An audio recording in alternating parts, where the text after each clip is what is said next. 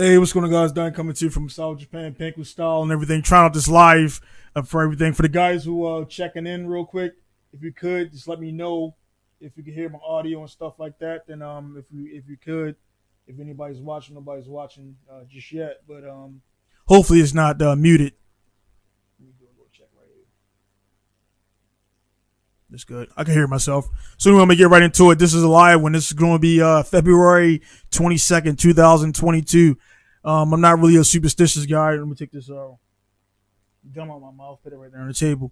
I'm not a superstitious guy, but I was like, man, let me take advantage of the algorithm and get on here and get something on here for 2022, which is called like some P word. I was looking at real quick on it, and you could say it backwards. And actually, when I was checking out what I did read a little bit, you can actually for the rest of this week, it's going to be every date you can read it forward and backwards. Some I forgot the word, man, but it's I don't want to waste my time looking it up. But anyway, like I said, I just wanted to just get on here, and I was planning. This is a long time ago.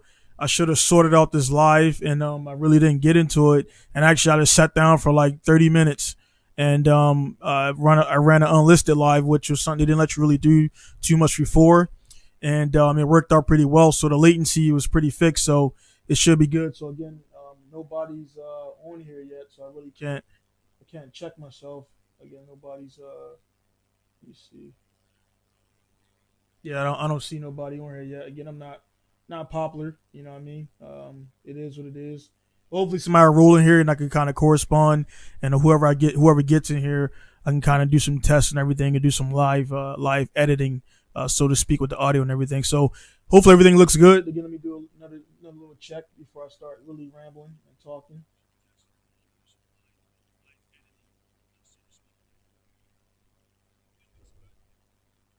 Yeah, it looks pretty good. I left the latency at normal. My computer is pretty built, more than average, and I can actually run it up to ultra. But what happens? It'll look really cool for the guys who got high end computers on their end, and they have the a good connection. So because everybody's watching from different places, I don't want to have the bit rates and everything really high because it'll suck for you guys, and then you'll have to watch it in like 360p, which it'll suck, and you'll just click off and everything. So yeah, I'm just checking this chat thing right here to get nobody's popped in there. I can't really see where notifications have come as far as anybody's watching. Uh, Nope, I don't see anything. And on my phone, it's kind of doing whatever it's doing. But anyway, again, man, I just want to. I might, depending on how this goes, all the stuff you've seen in the intro for the people who watch it back was just me playing with the settings there. XSplit is pretty intuitive, and I've known it for a while. That's why I like to use XSplit, and it works pretty. It works really well actually. So yeah, it says on the live thing, or I got like somebody watching. Um, so anyway, the one person that's my phone shut down now. So the one person that's in there, could you type whoever you watch, like who are you? I might know you. So just type in the chat box if you can hear me good. Is the lagging and everything? This is again, it's a live test. I was going to do a closed circuit one, but whatever. I'm just going at it. Um, I was about to go into the garage and do some work and everything, but again, I just wanted to get something on the board, because maybe this stupid 2222022 will have somebody click on it, and then a bunch of guys click on it, and that's how stuff gets popping. So just taking a chance. If it doesn't work, whatever. So again, this is going to be podcast number 136, and something I want to kind of get into, man. Like a lot of stuff I was looking on this, and everybody's like, superstition this and superstition that far as today. And I don't really believe in that stuff. Yeah, life happens. You know what I mean? I don't really believe in a lot of too many things. Honestly, I believe in what I see and what I do, and what I can make happen in the future. That's what I believe in. For the people who do know me, I was raised in church and all that stuff. But once I got on my own a little bit, I kind of started doing my own thing and whatever on that. So really ain't, I didn't really have too many talking points. I just, I might as well just talk about a little bit of how's it looking this year as far as what I'm getting into and stuff like that. So let me just do a test right here. Anybody here? So yeah, I'm running a parallel thing, and I got the side screen. There's a I'm looking over here because I got a monitor over here, which I can see in front of me, but I need to put on my glasses, but I don't want to put them on. And yeah, yeah, it's yeah. So this year, I'll just talk. You know, somebody if somebody engages, I'll talk to you. So put your questions and stuff down there. So this year is you know, it's February 22nd. You know, I looked at the calendar and it's like, you know, it's a cool day or whatever, and you know, it's rolling right along. You know, deadlines are coming up, things are going down. You know, people are, you know, being born, people are passing away, so forth and so on. This week actually, it was kind of tragic. You know, it was really Massaw was really snowy, and yeah, man, it's pretty dangerous if you're new to the area driving or not paying attention. Gets really ruddy for the snow. A lot of ice actually right now. Looking at my camera, that's coming down decently. A little bit of I just cleaned the cars off and I got to clean them off again tomorrow. But anyway, like uh, 4.5 maybe 5 days ago, my wife like, you know, woke up and her friend's ex husband had you know, passed away unfortunately from blunt trauma to the head from a vehicle accident. Um, Flew off the car, hit his head, and pretty much it seemed like he was dead instantly. And for what I know from the guy, we hung out a couple times here and there. We weren't close friends at all. Kind of his style is, you know, he was involved in some stuff, and I just didn't like the vibe. You know, I mean, I'm from Baltimore. I've been around shisty people and shady people, and he was like a kind of like a in betweener. Like he was a regular guy, but he was kind of loosely associated, and I'll leave it at that because I don't know who watching and stuff like that. But yeah, he was kind of associated with, if you know what I'm talking about, in Japan, yakuza, all that stuff like that. He wasn't in, but it's kind of like, you know, in the mafia, they had the guys who were like associates. They weren't in the mafia, Italian mafia, um, but they weren't normal guys either. They were like right in between. And like, I'm not, you know, I'm not a historian on that, but more likely it's because they weren't full blood mom and dad Italian, so they couldn't be made, whatever it was say. But anyway, like he was one of those guys, and long story short, again, he kind of was a rebel kind of a guy, a motorcycle dude. He kind of, you know, the last year honestly has not been good for him as far as like, you know, relationships and everything. He burned his bridge with me on a trip we had, and you know, the dude smoked. You know, he was hungover, drunk. We were supposed to be out with our families, and you know, it didn't go. So that was like our last interaction wasn't good because I let him know, man, I didn't like the way he was handling himself, and you know, whatever it was. Actually, no, I seen him one more time after that, and you know, he was kind of in a good mood. Looked like he had some money in his pocket or whatever. But we didn't hang out. And you know, unfortunately, he passed away. And even though we didn't hang out a bunch, he had he I mean, we were around. Like it wasn't like he wasn't a stranger. Again, he was my wife, one of her best friends, ex husband. So we were always seeing each other around, but he knew I didn't care for how he carried himself, and and only reason I didn't really say a lot more because I didn't speak Japanese fully. If I spoke Japanese fully, I would have told him some things and everything. And I don't want to speak on the dead like that, but it is what it is. I'm not gonna act like, you know, when people pass away, they get all like, well, he was the greatest and all that. No, he was what he was. And the same thing when I pass away, I'm gonna be what I'm gonna be to people. There's gonna be a lot of people out there who are not gonna bat an eye, and there's gonna be some people who's gonna be sad I'm gone. You know what I mean? People who benefit from me, people who really got the chance to know me and everything. And again, these podcasts are pretty therapeutic as far as like talking, getting out feelings and stuff like that. I like live because I'm not using the word like a bunch. When I do the actual other podcasts, trying to formulate ideas on the spot, and you kind of throw like this, blah blah blah. So I'm trying to work on that. You know, being conscious about not saying stuff like that. So again, nobody's on here. Let me check on a website and let's see.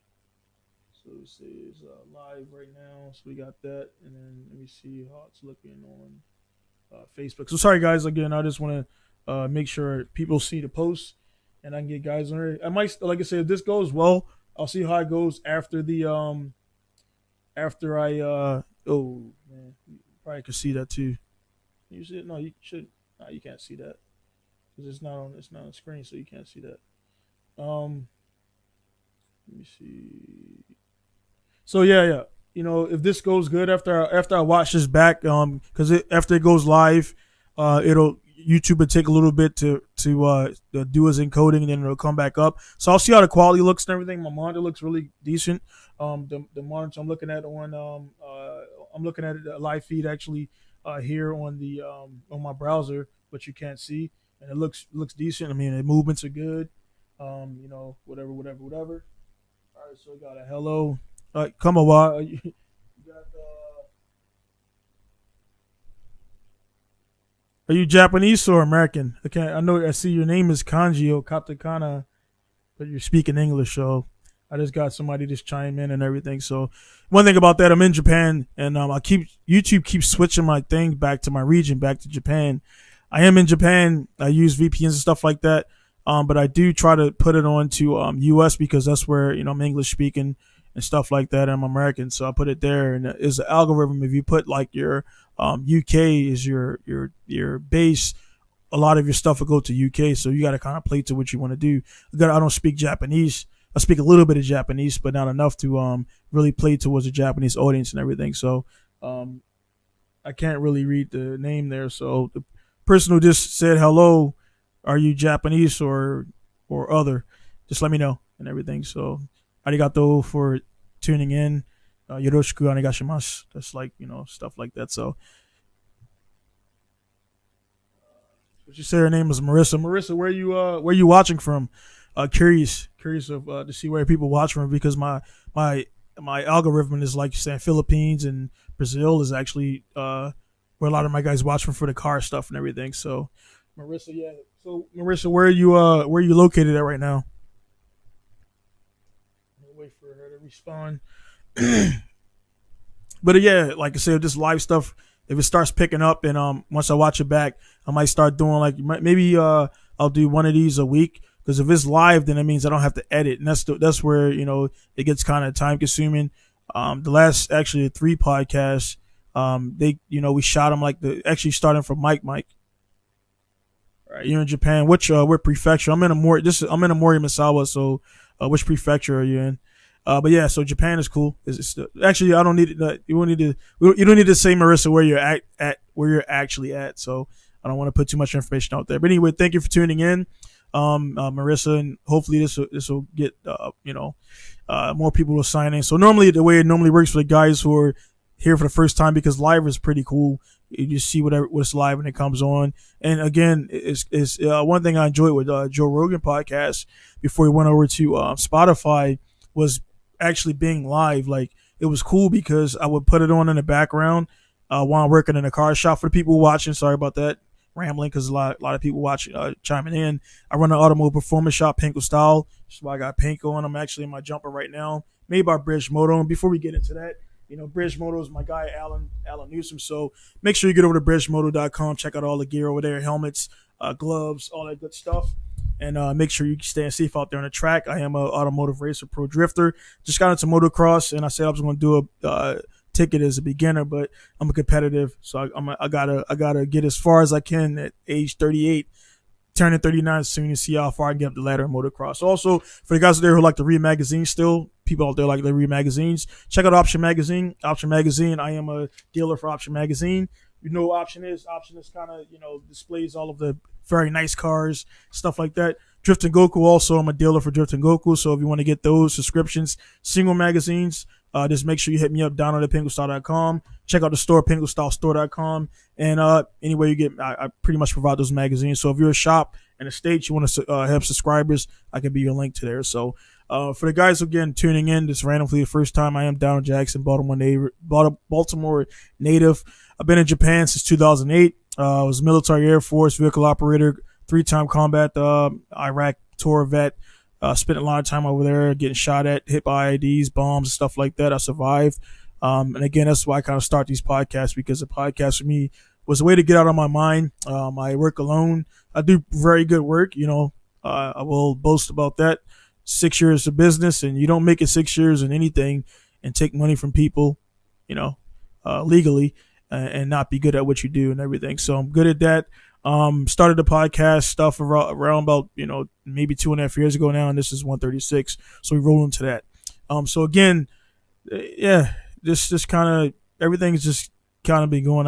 Rambling and stuff like that. I like to have a guest. That's why my guy Lex is good because we get counterbalance and stuff like that. If I'm just being by myself, I kind of go all over the place. But what I was saying though, I really enjoyed Joe Rogan podcast live. The reason why they started doing live is because live there's monetizing issues. He started having guests on and start saying certain things, and he couldn't catch it, Alex Jones and stuff like that. And for that reason, a lot of people don't do live anymore because you're like not getting any money. That's why Rogan didn't do live for a while after that. But it was cool because again, wherever you're watching right now, as you're watching this feed as I'm talking, hello, I'm live right now in my shop in Japan, and it's whatever it is, like eight at night, and I told my wife I was gonna be at the shop for about an hour, and it's going on 2 hours now, so she's cool. Her mom's there, everything. Got like 5 kids home running around. They should be taking a bath right now, and my phone's dead, so I can't really. I don't want to go back and forth on the actual chat right there, but yeah, I like the bit live. Live is just more organic, and hopefully with these, I might do these again once a week after I review it and see how it does, the bit rates and stuff like that, and do some setting changes. Again, I finally got the syncing down, and it took a bunch of tries to get that synced up, so we're good there. So if the live goes well, what I'll have guys doing, I'll have maybe a question session for that one thing, and I'll just post it up kind of in the schedule. I'm gonna be live and try to make a schedule. I don't like schedules because I'm all over the place. I mean, like literally I could be in Tokyo tomorrow. I can, as soon as I shut this down, I can get on the road and I could be in Tokyo by sunrise. That's how I roll. So I don't really like sticking to other people's schedule because I work hard not to do that, and I do my thing. So my shop is for the people again watching brand new. My shop is reservation based, so guys, people don't walk in. They can't just do walk-ins and stuff like that. Everything is scheduled. That way I can control my life. Again, I put a lot of time in before I got to the military. Being from Baltimore, college, Division I football and stuff like that, and I kind of feel like my life has been like accelerated since I got in high school. I just sports. Then I went for there, got scholarship to the University of Maryland, went there. And after 3 years, play football and stuff like that, and I just dropped out, went to the military, and everything just kind of worked out for me pretty decently.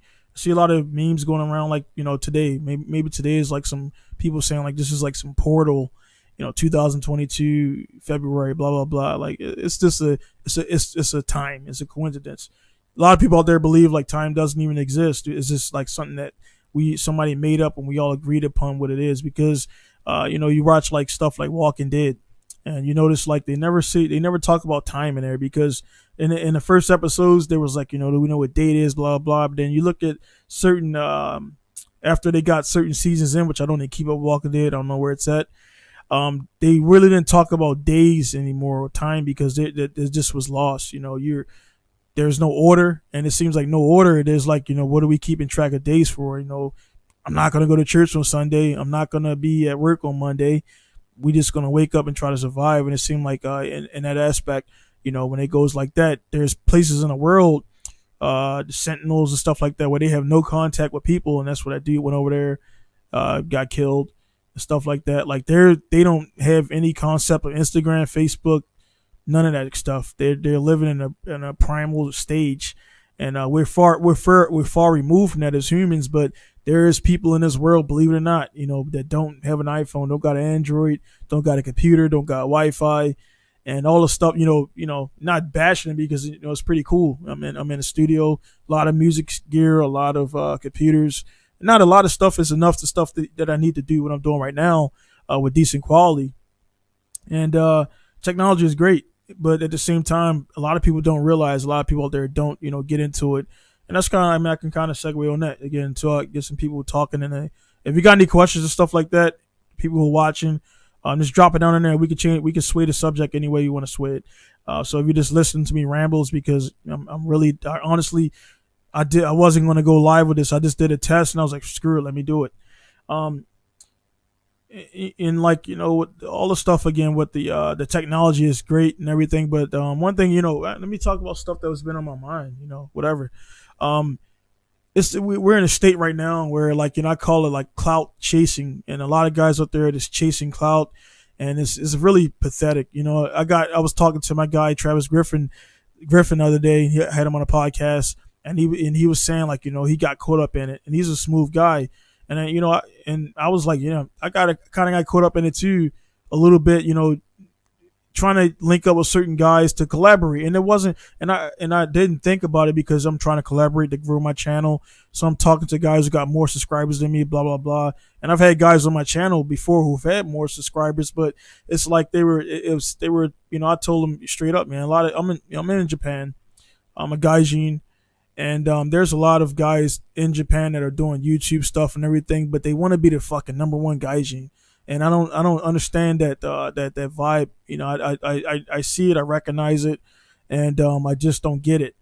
And I try to work with guys to grow all stuff together collectively, because even if you got 350,000 subscribers, those 350,000 people know you. Outside of that circle, you're unknown, and that's how it is. I mean, even the number one dude, that Mr. Beast dude, now on YouTube, I believe. He's well known on YouTube, and everybody that subscribes to him, but he's not Tom Cruise, he's not Brad Pitt, he's not Michael Jordan, Michael Jackson, so forth and so on. He's not that kind of popular, even though he has 85 million subscribers or whatever it is.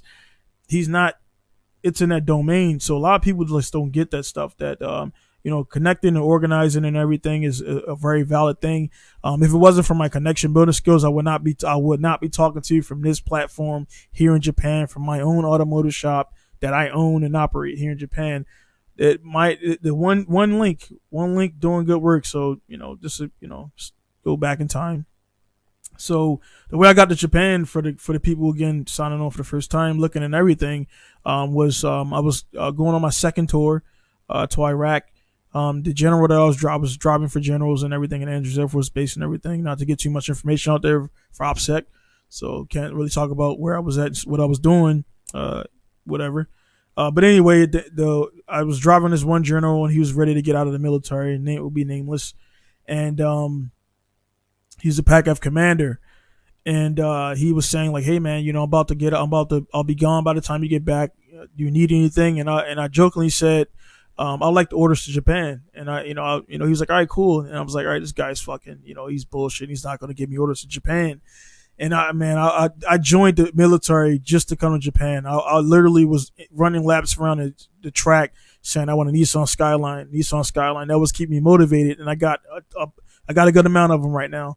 And that's crazy how it worked out. But anyway, he wrote it down. I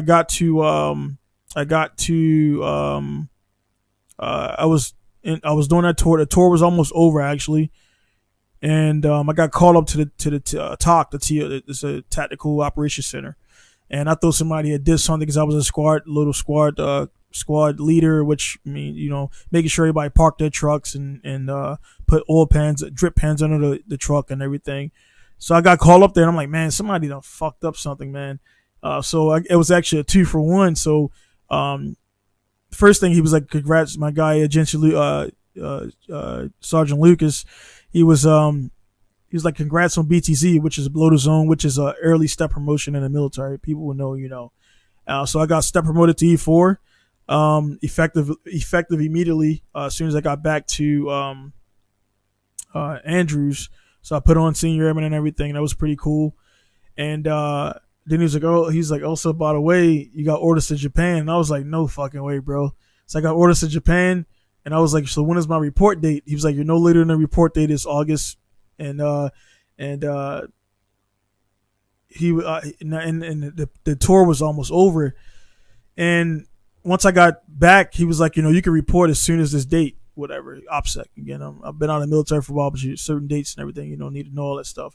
So he was like, yeah, as soon as you get back, you can pretty much start your stuff. I was like, dude, I want to be on the first plane leaving America. Like, I don't want to, because I actually, there's a first date you can report to, which is the earliest date you can report to your new duty station. Then there's the latest date. So you got to be there by that date, or you're considered AWOL.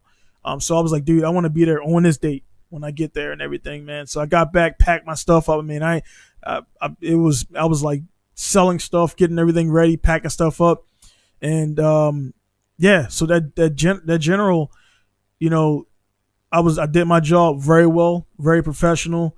Took everything serious. Did my dry runs every night, and um, everything everything was on point. I messed up one time, and I didn't set my alarm. Well, actually, I didn't set a secondary alarm, and I didn't hear the alarm, and I got a call like, "Hey man, where you at? This general's waiting for you." And actually, it was a dude who started the program, and I apologized to him and everything. He was like, "Hey man, shit happens," and I didn't make up no bullshit excuse. So anyway, that one interaction with that general, being straight up about what you want, putting it out there, like, "Hey, I want to go to Japan," not being brash. If I wouldn't have said that, the course of my life, my wife here in Japan, my 5 kids, my business, all the stuff I've amassed over the years, all the stuff, cool stuff I've done. If I didn't say like, "Hey man, I want to do this," like, or utilize that connection, this would never happen. So it's crazy, man, how one relationship with someone out there can change the course of your life for good or for worse. And that's why I kind of got a little bit better at kind of letting people in, but at the same time, not everybody gets in. And I understand that, and that's what, even with the, I was mentioning the podcast stuff, and I kind of was reaching out to guys, and I'm not trying to reach out to fucking A-list celebrities because I don't really want to talk to them because, they got the different thing right there. So whatever it is, I'm not looking to talk to those guys anyway. But when you reach out to certain people, they've already worked to get where they at, especially if you got a good amount of followers and everything. You're doing something that people want to follow you for. Nobody's following you for no reason. So when they're being bombarded by emails, and I mean, I hit them up, in a non-spam format. "Hey, this is me.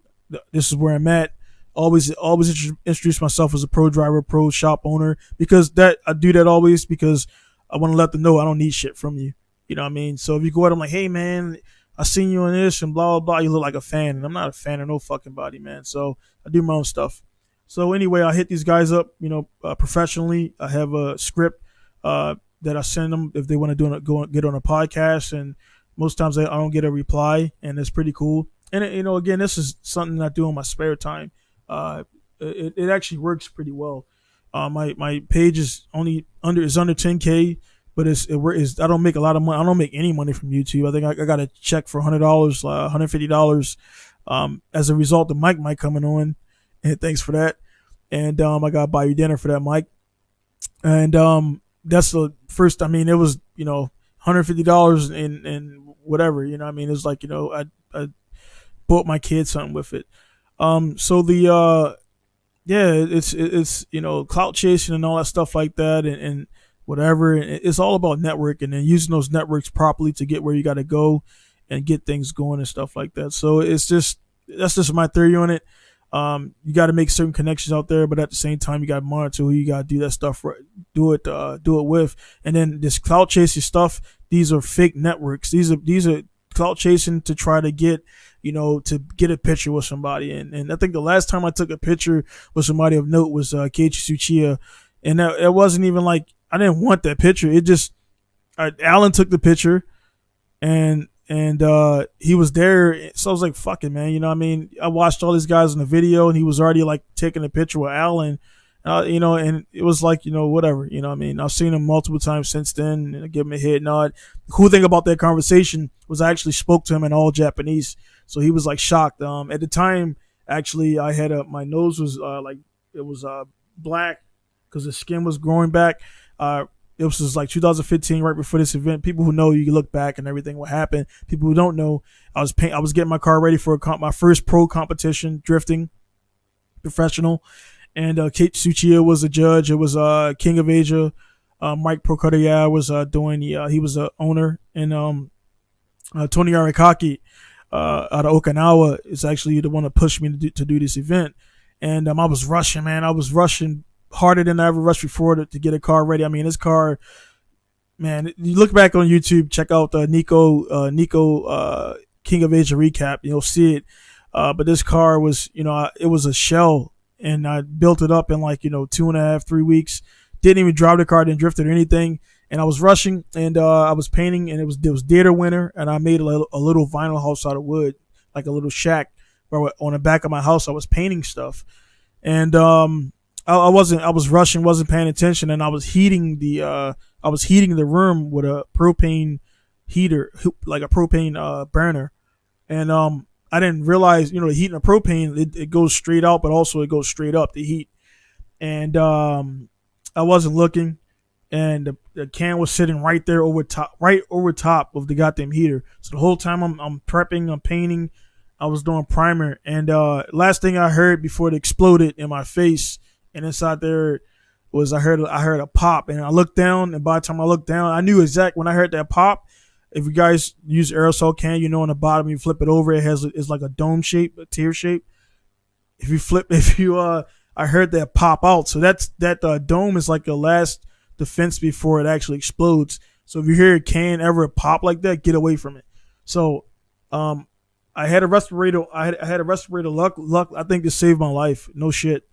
I just got done painting, and I took the respirator down off my nose like this. It was around my mouth, and as soon as I heard that click, I looked down, and the can exploded. And like no shit, I watched it in slow motion. I still remember it to this day. It shot up, and it exploded in my face right there. I'm lucky that when the can exploded, it just exploded out the bottom, and it didn't like go in a strap and like cut my face all up and everything. But when it exploded, it fired right down, it fired right down into the flame, and then it just exploded. And all I remember was when I luckily I was wearing sunglasses. The sunglasses, I had pictures of it. The sunglasses, if I would have went blind, no doubt, without the sunglasses. So the paint exploded. So all over my face right here, the paint was just on fire and everything. One thing, I've been to Iraq a bunch, and we do a bunch of training on what to do when you're in a fire. And it's weird. This is weird. But one thing you have to do is you got to be calm. Even if you're burning, you got to be calm because your body is trying to do shit. So anyway, they exploded. When they exploded, I was inside the vinyl house, so it sucked all the oxygen out. So for a moment, paint went down my throat, the oxygen was gone out the room, and I couldn't breathe. So I just kind of, this is about 10 seconds. I couldn't breathe for 10 seconds, so I'm like counting. And then like magic, my airways just released, opened back up. And then the next thing was, I instinctively, I cut off the heater because the heater got knocked over, but it was still on. Somehow that it stayed on. I think I took the safety out. You're not supposed to do that. So I took the safety out where if it tips over, it's supposed to kill itself. I took the safety off. So I fucked that up. So I turned it off because it was still on and it was on the side of the house. So if I would have left that on, the house would have burnt down. So the next thing I was trying to do was get outside the vinyl house. And I still got the scars right here on my wrist right now from the actual burns. There was a burn, like my hand, like everything was on fire and stuff like that. And it was a shitty day. So anyway, again, I'm kind of rambling, by myself. So that's my face. My eyes were good, but like around here was burnt. My nose was like burnt. The skin on my lips were burnt off. And man, I'm lucky. I don't know if it was genetics or whatever, but all the skin came back, and you can see a little bit of discoloring in my nose right there. But my skin on my lips, lips was gone. Like all the hair was gone, eyebrows was gone. Like you just smell burnt hair, and everything was peeling off. So when I went to these emergency little clinics, they couldn't really do much. So I had to go to the hospital, and it burned. It burned really bad because it was the chemical burns. So as much as it hurt, the first thing I did is I went to the bathroom at my house, and I was just throwing water on my face, cold water. Good or bad, I don't know if it helped anything, but it just kind of made it cool. And I just took a towel and it's pretty much just held it on my face. My wife at the time, we had just got married, so she was still working. I was still working on base, and I was actually on an off day. And I called her, and they let her come out and everything, and she seen my face, and I was like, fuck, man, we just got married. She probably thinking like I'm going to be fucked up face and everything. So she helped out. She helped out as much as she could and went back to work and everything. And that was like that was a real shit day and everything. So anyway, go back in time. Go back on my page, Nico, it's Nico Prep or something like that. And you'll see the video. And I had the mask on, way before COVID and everything. And yeah, man, it was just, I was rushing, and that was like that one event, kind of, I haven't rushed for the event since that, and it's not because being scared, but it's like, hey man, that event's gonna fucking happen. It ain't worth your life, or it ain't worth like life or limb. And that's one thing, like in a shop here, I work by myself, so I'm extra cautious. My shop's extra clean to make sure there's no stuff on the floor and things like that. And I do that because if I'm walking with a transmission, which I'm always carrying a lot of heavy stuff, and I trip over some shit and I fall there, and it's by myself. It's nighttime, and damn transmission falls and my leg breaks in half. Definitely can't have that, running and stuff and everything. So, just gotta be safe. And, there's safety in it, working by yourself. Like one thing I do, strategically, in the shop, and this I would recommend to you guys there who work by yourself is, especially if you're grinding, cutting, and welding a bunch. We all know we all be at different corners of the shop, and you start picking up a metal and you start doing a little squinting, cutting, looking away. Don't do that shit, man. I've had so many close calls. It was supposed to be a quick cut, and I go to grind something, and then like a part of it shatters, and then it just like goes right there or goes right there. It almost always just miss your eye, but that one time it goes in your eye and you're screwed. So what I do is I strategically put I always have gloves around the shop and everything. I just want cotton gloves. I don't wear nothing special, just cotton gloves where I can throw them away, because that little bit of cotton is enough to save you from cutting your hand. But I put safety goggles around the shop. That way there's never a reason why I'm grinding or cutting anything without goggles on, safety glasses on. So people like want to chance that shit and look cool or whatever, man. But like your fucking eyeball gone, and that job was supposed to take 10 minutes. Now you're in the ER for 2 hours waiting to get seen to get a piece of strap metal took out your eye and everything. They fucked your eyeball up and everything. And, now your eye's gone or whatever. So I do that. So we got tactical drawers and everything. Where you watching from, tactical and everything. So yeah, so that's just on that and everything. Just make sure you're being safe on that and stuff like that. But yeah, man, it's a lot of stuff going on. This February. It's only February. For business guys, it just goes pretty quick. It goes really quickly as far as like time. Again, to most people, like, they feel like they feel like this year's going slow. For me, I'm already in. For me, in my mind, it's good and bad. I'm in late April already because I'm booked up to that point already. So I already got I got stuff going on. I got deadlines on this stuff that I'm self-imposed, and with the biggest thing is COVID is screwing up everything as far as dates and stuff like that. So you can't really set too much and everything. What's going on? Yeah, UK. I haven't been UK before. I think I've flown over it, but I think I was at Ireland en route to Iraq every time. Ireland is like the hub, and Germany, but I've never been to UK, man. But I definitely want to get over there, do some jiu-jitsu training, get into some car stuff. Cool thing about all the stuff I do: music, cars, martial arts. I can do that anywhere in the world. So I know UK is pretty in MMA and stuff like that. It's pretty cool. UK. I'm pretty sure Mike Bisping. So I watch him a bunch and everything. So pretty cool guy out of UK and everything. So definitely want to get over there and check it out and see what's up. So this I'm doing a little bit of PR stuff right there. So tactical. You're seeing it live from UK. Are you a subscriber? And if you're not, like, how did you see the live feed? So I'm just looking, to see where people are seeing this from. So yeah, just let me know that. But anyway, yeah. So we got all that stuff going on. The year is rolling. I got a bunch of bills to do. My guy Rahman just got his FD license approved. I've been away from professional drifting for about 6 years now. I was going to come back last year, but this whole pandemic stuff, it just is not. It's not a solid. You gotta be strategic. I mean, things are going cool. This is the third year. I'm still open, so I'm very fortunate to be open in business. A lot of people didn't make it out of 6 months of the first 6 months of the pandemic, and the reason why is because their planning sucked. A lot of people, I say it because they won't say it to me. So the only people in Masawa or wherever they have issues with me and wherever my business are guys who don't get their way within my business.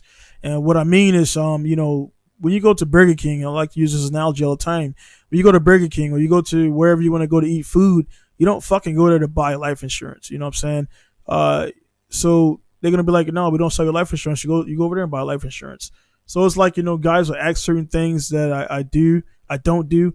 All the shit I offer, all the stuff I offer, they ask me off the wall shit that I don't do. You know what I mean? I'm a performance shop. I build race cars. I build engines. Like I can do anything in a spectrum of racing. That's what I do. That's what I like to do.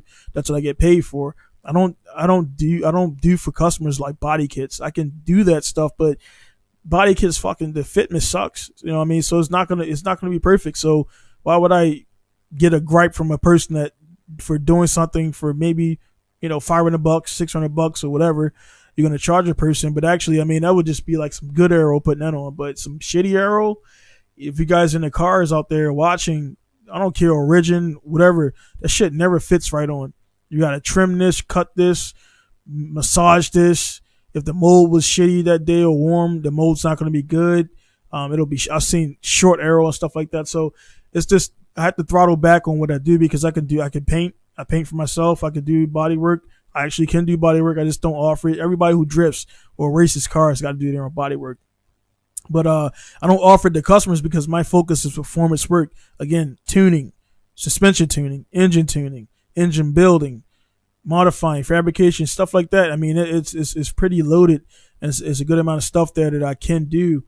So again, in the spectrum of cars, I mean, I don't do upholstery because most of the times in my cars, there's no fucking upholstery in it because we throw that shit away. We're racing. Even if the car does have stuff in it, I'm not racing. I'm just driving it normal. That's what it is. And that's so a lot of people just don't, they don't, in the business aspect of keeping things running for the pandemic, they didn't have a good system before. So again, naturally, once shit start hitting the fan, you don't have a system out there. You're going to look pretty bad. Your stuff's going to start falling down. Customers will start running like, hey, you're just going to have it bad. So actually, I've lost a lot of money during this time as far as customers not coming in or canceling because of their finances. And I've also, at the same time, made the most money I've made during the pandemic because people want to take family trips, things like that, and then can't go to Hawaii now. So the wife takes the money, does what she's going to do, and the husband takes the money and puts it in the cars and everything. So I made a lot of money actually during the pandemic, more so than I did before. And that's because I had a good system and everything was good to go. So some people didn't do it. Hey, what's going on? So we got that right there. All right, good stuff. Thanks, Tactical. If you can, man, go ahead and subscribe. And definitely, man, I think, I'm gonna do these lives a lot more because again, I don't have to edit after I just I click out of it, press in, and I'm good to go in there. So I might start doing this. So thanks for that. We got Aaron from Texas, and then we got Zachary. My guy Zach Coates. What's going on, man? So Zach was on a podcast. Man, they've been rolling. I think Zach was about maybe 18 something podcasts ago. So yeah, man. So my guy Zachary Coates to get down there in Florida. Go and check him out and everything. So yeah, it's just been rolling along. And hey Zach, my bad, God, I gotta, man, I got your package downstairs. I just gotta get it sent out. My shop helper, he's pandemic shit, man. And I don't want to put his information out there, but I might have him on a podcast to talk about it. But right now he's indisposed. But anyway, I got the stuff downstairs. He was supposed to help me get him shipped out. I'll make a conscious effort to get him out to you, man. So I get your shirt and your stuff over there too and everything. So again, guys watching and everything, I'm talking to Zach Coates down there and everything in a live chat. And he's one of my good supporters. And I look out for that. Zach is one of those guys. Where my mouse is right there. But yeah, Zach and a handful of other guys, man. They're regulars, they supporters and everything. And when you don't have a large following, far as all in one place, I mean, if you look at collectively, I might have like a solid 300,000 people that follow me and stuff like that. And Zach, when I post something, man, Zach is always one of the first 5 to drop a like. And and I think sometimes the dude don't even be seeing what it is. He'll just drop a like on it for the support. And when I see that, with all the people out there who choose to support other people and do whatever they got to do and want to downplay stuff like that, again, I'm very, very strong-headed guy. I know what I'm doing with my life, and I know where I'm going. Would put me right here in my shop doing this podcast, having a free time to do what I got to do. I'm very motivated, determined guy, and it's helped me out a lot in my life. Um, so what that comes is, nobody's perfect. People make mistakes here and there, but I worked very hard to minimize mistakes. And the way I do that is just being calculated about how I deal with people, what I do, planning my day, but also leaving a little bit of room to be flexible and everything to move around. Because if you're not flexible during the pandemic, those are the other guys that went out of business. They didn't want to conform a little bit. I've changed things a little bit, dash to allow people to do stuff by PayPal more than I did before. Because I am in Japan, I got to take yen, so I don't want to do transfers and stuff like that. I got to pay taxes and all of PayPal shit that just started blowing up and going off and everything. So anyway, I really respect, and a long story short, Zach, thanks for coming in. I don't really respect and I appreciate the support I get out there because I do big shit, and I'm not gonna. I know I do it on a daily basis, and then so many guys there doing smaller stuff, and it's just. They just do they got the antics of breaking shit and doing all the giveaways and all that stuff. And they get a lot of love from that. And people want to do that and support that. And they just playing into that. Mine's a little bit different. I'm going to stay true to myself. Again, when you see my podcast or see my videos, if I meet you in person, I'm the same guy. There's no difference, because the lights are on and everything and the camera's on. I'm not acting different, stuff like that. So, it's a lot of, in my first 3 years of business, I took it to heart, man. Cause I'm like, man, I'm in Japan. I'm the only American in Japan with a performance shop, and I'm not getting no support from this magazine company in the States. I'm not getting no support from this guy. As far as wanting to link up, want to collab and stuff like that. And then it's like a jealousy thing. And once I recognized that and noticed that, I was kind of like, hey man, let me do my thing. Results will speak again. Year 6 of business that kicked off January 1st. And there's no denying it. I'm good at what I do. And my message out there for people who are doing big shit and you don't see that support, just keep doing your thing, man. Eventually those people come around and I guess you could say I'm petty like that, because when it comes around and I know I contacted or reached out to certain guys to do collabs and do business stuff, and it just blew me off because at that time I wasn't seen as big enough for them. Shit's gonna turn eventually. If you stay in the game long enough, stay the path. There's gonna be a time when they need you, and it's already happened multiple times to guys there who were on my friends list, quote unquote friends. And when they came back to me, and what the shitty part is when you message somebody for something that's lucrative or something that's good, and they don't hit you back, and then they ask you a question, and it still says like where you asked your question last, left you in red 2 years ago. And you look back up, and then they don't even acknowledge that they left you in red. They just go right into what they want. And that's an extra fuck you. So I just delete them, block them, and all that stuff, because it's like, you know what, man, I don't need that in my life and everything. So, all right. So he asked about the, and that's cool. That's right. I mean, that's actually perfect because I can actually stop rambling and everything. So as you can see, Aaron asked about messing with Nismotronic. So I'm thinking that you're talking Nismotronic. I think you guys might call it, Nismotronic, Nistune. I never heard of Nismotronic actually. So the only thing I heard about close to is Nistune. Are you asking about that, Aaron? Nistune? So wait for him to respond here and then quick and everything. So anyway, I'll just keep, if you're talking about Nistune, I don't like it. Nistune is like a newer, give him time to respond. So I don't want to start talking and go off the beaten path there. So not respond yet. So anyway, if you're talking about Nistune, Nistune is like the Nissan version of the ECU Talk. Oh no, I never heard of I don't BS people. I tuned a lot of stuff, but Nismotronic, I've never used it. I'll check into it and see what it is. So I can't give you an opinion on it. Yeah, my bad, man. Tactical, yeah, I'm in Japan. My bad. Next time I get on the podcast, I got a monitor here, but I don't want to change the I don't want to change my resolution because it'll mess stuff up, and I don't want to do that in the middle of the live. So sorry guys, I keep looking over here so I can read. I can't see what's over there. But yeah, I'm in Japan right now. I'm in South Japan. tactical. I've been here for about now 15 years almost. Prior military, got out and everything. 2012, did contracting, DOD, and then about 3.5 years of that shit, I was done, and I started my own business 6 years ago, and this is where I'm at today. But yeah, so for Aaron, I haven't Nesmatronic, I haven't checked that out, so I'll look into that and see what it is.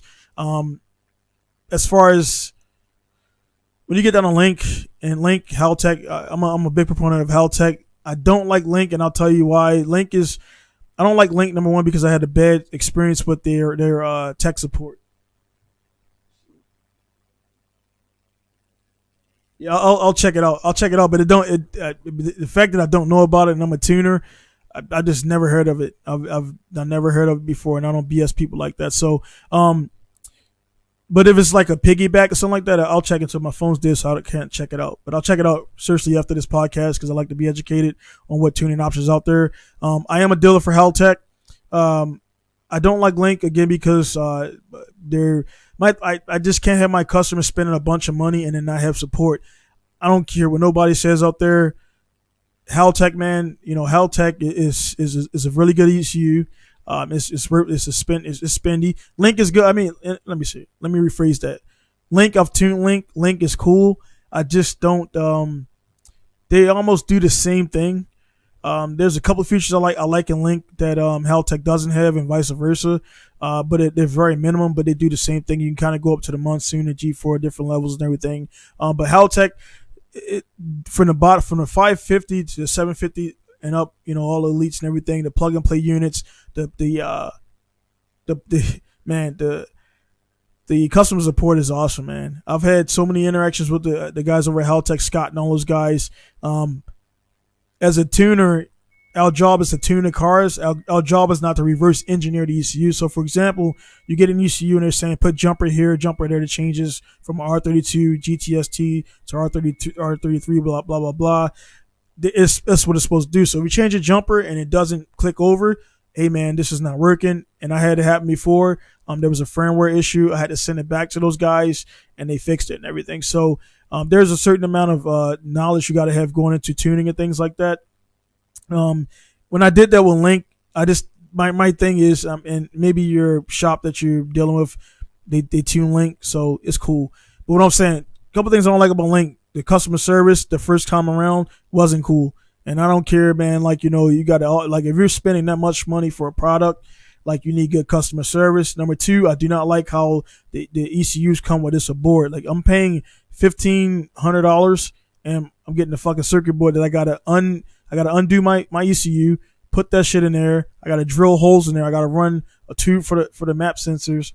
That's too much, man. It's way too much. If I'm paying that much for ECU, it needs to be, if it's plug and play, it needs to be out of the box, ready to go plug up and do all that stuff and everything. So I just don't get that and like that.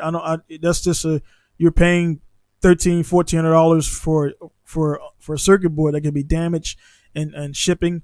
Yeah, it's a no go for me, man. So there's a few reasons again why I don't need Link, honestly. So you asked my opinion on it.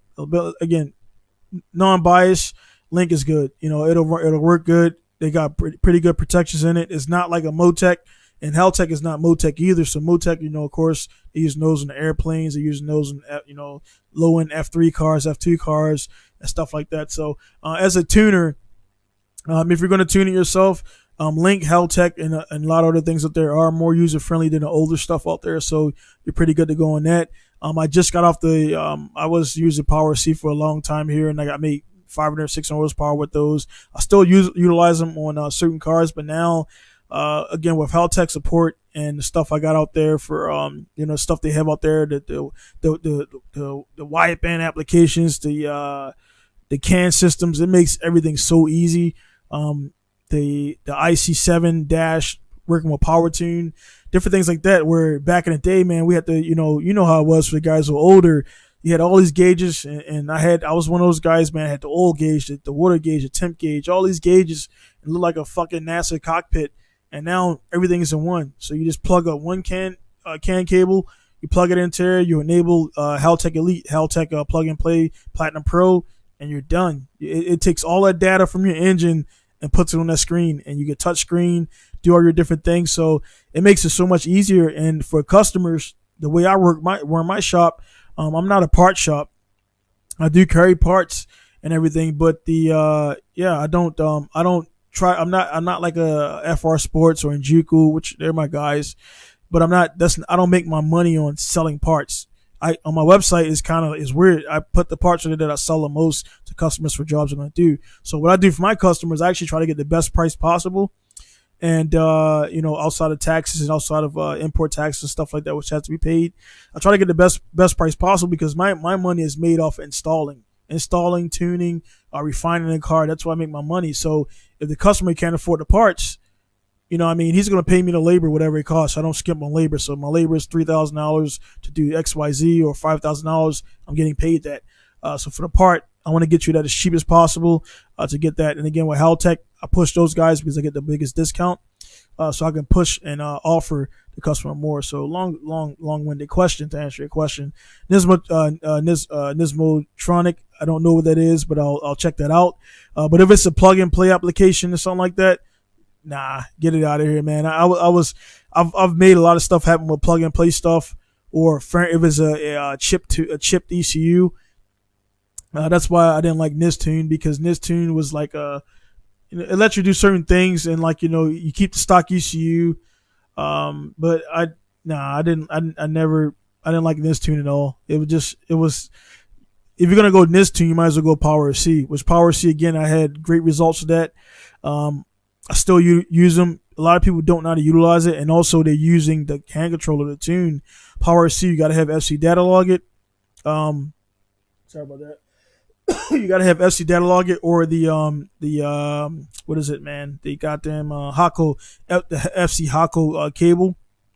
With those, it unlocks the Power C. So if you're using the hand controller, you're only getting about maybe 50% of the actual applications that you can use on the ECU. Once you upload it with the FC data log or the Hako cable, it opens up the whole ECU. You can do your full resolution 20 by 20 maps. You have different things you can do as far as your startup enrichment. Even though it's kind of primitive now when you look at the Link, Haltech, the ECU masters and all the guys like that, like far as what you could do. One thing about the Power C is there's safeties. There's beginner level safeties in there, but nothing like the Haltech and Link, where you have you could be living in somewhere that's very cold, start the car up, and the biggest thing you have happen with old ECUs is your post start enrichment will be all over the place. Car runs like shit for the first 10 minutes until it warms up, and it's just because there's no control. Guys are relying on a narrowband sensor to actually regulate fuel, but you want to get that out of there. So if you're tuning as a tuner, when I tune a car, the guy's driving a car on the street, I first disable the O2 sensor, the stock one. I tune with that, and then I actually turn it back on, and then I tune with that, the O2 sensor one. So that way he can drive around, get good fuel economy and stuff like that. So he's going to take it to the track. I can tune. I don't lock anybody's ECU. So when they go to the track or whatever, what I do is I'll say, hey man, you can log into there. I'll show them how to go into there and enable and disable the narrowband functions, and that's it. Everything else is on them. I make a little I make a tune form, and this actually load. Hey, just load this up for your track, and as soon as you get done, load this back up so you can drive home and things like that. So it's pretty easy. Loading maps are easy. You just press open, load, and you're done. Stuff like that. The biggest thing that happens with Haltech sometimes is if your firmware is updated. So if I do a tune on firmware number 4, whatever, and then you upgrade again to firmware whatever, and then you go to upload that tune, sometimes there's issues with that going up or going down. They fixed that, I think, a little bit better, but it was a pretty big thing. So I would send people tunes, and they will say you got to have this firmware, or you have to downgrade, which you don't want to ever downgrade your firmware ever. I've had one issue with a Link before, where I almost bricked the customer's my laptop shut off mid firmware, and I luckily got to come back online in safe mode, and then I was able to go back down and then back up, and it unlocked it, and I was happy as hell because it was a brand new Link, and if I did that, I had to pay for that as a tuner and everything.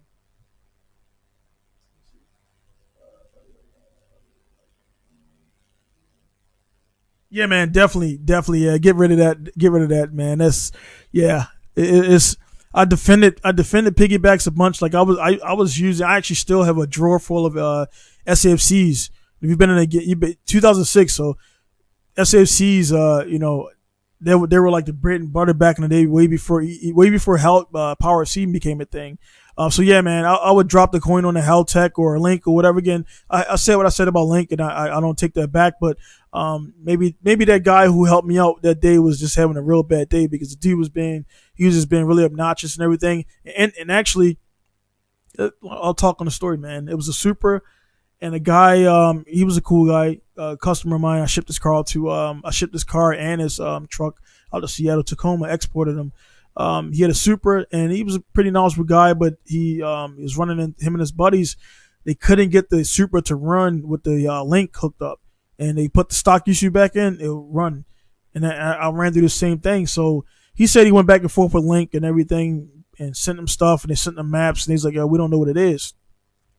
Kind of strange. And the thing about it, they're selling you the gear. They're not, and this is the biggest thing, and I could imagine Heltech, because they're so good at it. They get a lot of guys that kind of want to be held, they're handheld, and they actually don't have to do that too much because Heltech has a cool channel where you can watch their stuff and look at all his videos and actually pretty much show you how to do the whole thing. I'm like, damn, man, you guys are taking my money. But at the same time, it's like one of those things where most customers are going to go somewhere else to have a professional or somebody that's very proficient at tuning.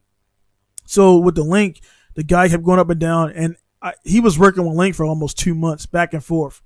And I didn't even ask the guy, hey man, did you do a 12-volt fuel pump mod for this? And I didn't ask this, and I was like, hey man, so what's your fuel pump? Because it's cutting fuel, and everything is up. I raised it up and everything, and it's not switching over at the 4,000 RPMs, which for the guys who know the older cars, the 300ZX, Supras, the Mitsubishi, the GTO, Nissan, like some R32s, they have a fuel controller, and what they do to try to save fuel economy, at certain RPMs, a certain range, they would give the fuel pump around about 8 volts or whatever, enough to run. Some of them are lower than that, and then after you hit a certain RPM, it's supposed to switch over to a full 12 volts. And as you know, a fuel pump in a nutshell, or injectors in a nutshell, to make things simple, when you're tuning, all you're doing is you're raising or lowering the your voltage ramps. So the voltage ramps are going to say at this RPM, I want this much volts, and that's how much fuel comes out. So,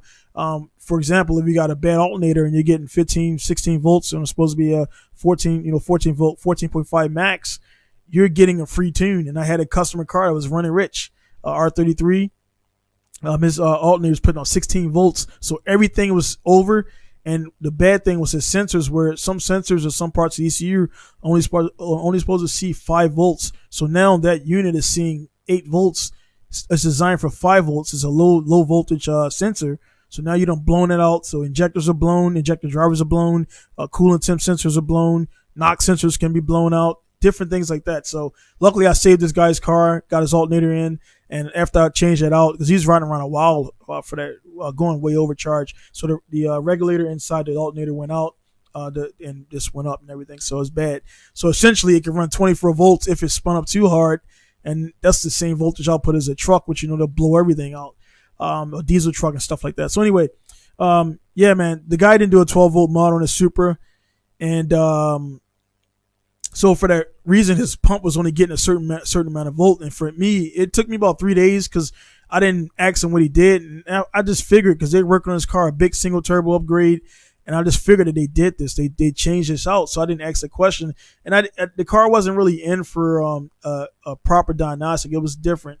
And I think this was my second year in, and I refined some things after that and asked more questions to the customers as a result.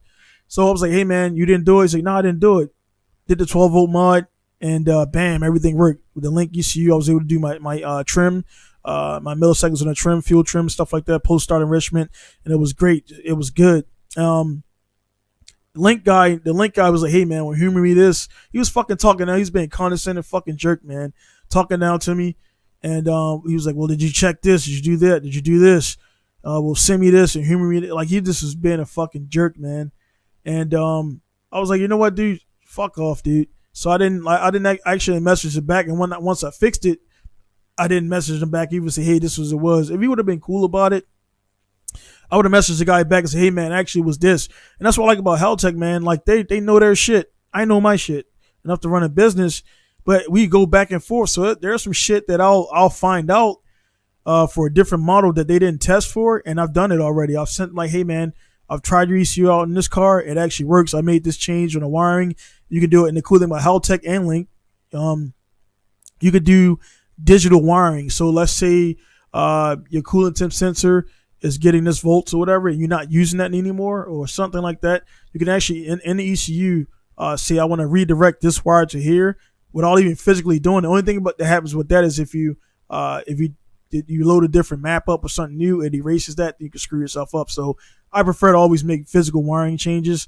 So for example, if I'm doing like a RB regular S1, S2 to a Neo, something like that, there's different changes, or RB20 up to RB26. There's literally the same pin, same configuration. There's literally a few handful of wires. I'm not getting all too many secrets that you can't find online already. There's literally a few wires you depin and repin, and bam, your RB20 starts up. RB26 starts up. So the 20 and 26 are very related, and then you have your the 25 is different. S1 and S2, S3. Some people want to say, and then the Neo, and then the Neos is totally different. From there and everything, so it goes that way. And for the guys watching and listening, I work on everything: rotaries, 2Js, rotaries, RBs. I started from Honda, so B18, 16, ZCs, all that stuff 20-something years ago. So I do everything, and it's actually rare in Japan, because in Japan, or even outside Japan, you have guys who just do rotaries only or 2Js only. They just feel like they only could do one thing. And they do that in the States, I believe, in other places, because they do it in Japan, and then they think that's how it's supposed to go. So I could be in a conversation of guys, and it's happened. I can go from talking about side sill, corner sill tolerances, right into 2Js and doing this and doing that, right into RBs and oiling, right into this, that, and the other, right into EJ20s with their issues and sill number 3. And as you can see, I can just keep going around and everything. And I like that because everybody drives different stuff. So we treat your customers like, they only drive RBs. I had to put out a few messages back in the day because people will see a bunch of Skylines and they assume I can only do RBs. Like, no, I can do everything, man. It's whatever you want to do. You fucking roll it with a Ferrari, and I got the tools for it, because they don't have those little stupid star bits, proprietary stuff. Like, the guys, German cars, they got like certain things you can't really work on. So, air, spark, and fuel, man. You know what I mean? It's that simple. Doesn't matter what it is. Compression and all that stuff is all the same on all the engines. So you just keep it that way. Air is always around unless you got your hand on the intake. Spark, check you have spark. And then fuel, you have fuel going through the fuel rails, plural for the guys got multiple ones, and then are the injectors injecting. So diagnostics is very easy now with the Helltech. Again, kind of going back on Aaron's question, Helltech, Link, and all those guys are pretty cool because you have a onboard diagnostic. It'll tell you things. Sometimes they're a little too sensitive. Meaning, for example, if you start your car in the morning, the voltage is kind of low sometimes. If it's not a fresh battery, so it'll say low voltage. And also when you're cranking, sometimes if you're older cars with older casts, it'll say trigger error, and it's actually nothing wrong. It's just for when you're cranking for a second, it like kind of jumped a little bit. And with the RBs, of course, you guys got the cast and everything. Highly recommend getting to a whatever you want to use. Do your research on that, but highly recommend getting to the magnetic Hall type sensor. Get away from that the older style because the cast at higher RPMs. There's just a metal disc, and when you get higher RPMs, that disc kind of flops back and forth. Also, depending on your belt deflection for your timing belt, if it's done too loose when you first start it up, the belt wiggles around. And what happens, actually, believe it or not, your cam is going, full way around. It's supposed to go, but there's a little bit of deflection. And sometimes what happens, if you look at the cool thing about Link, you can actually bring up the oscilloscope, and also Helltech 2. You can bring up the oscilloscope on there, and it'll show you it's supposed to be like a certain line or whatever, a certain sine wave or saw wave, and there'll be interference. You can actually see it going backwards. And that happens a lot from there. So guys who run higher RPMs, over 9,000 RPMs for the RBs with proper supporting mods, they actually have, most of those guys have a different kind of pickup system. There's different stuff you can get into. I used the one from Canada. It was called Auto Dream. Auto Dream is pretty good, man. It plugs right in. You put it up. Biggest thing is the sensor has to be closer than what you think it should be to the actual magnetic pickup. So when I did it, man, I backed out too far and it was like barely starting and everything. You got to put it. It has to be basically like right on it, but not touching, because if it's too far back, there's little magnets inside of there and they won't pick up on the sensor. I highly recommend those. Honestly, for all of them, a lot of the cars are there too.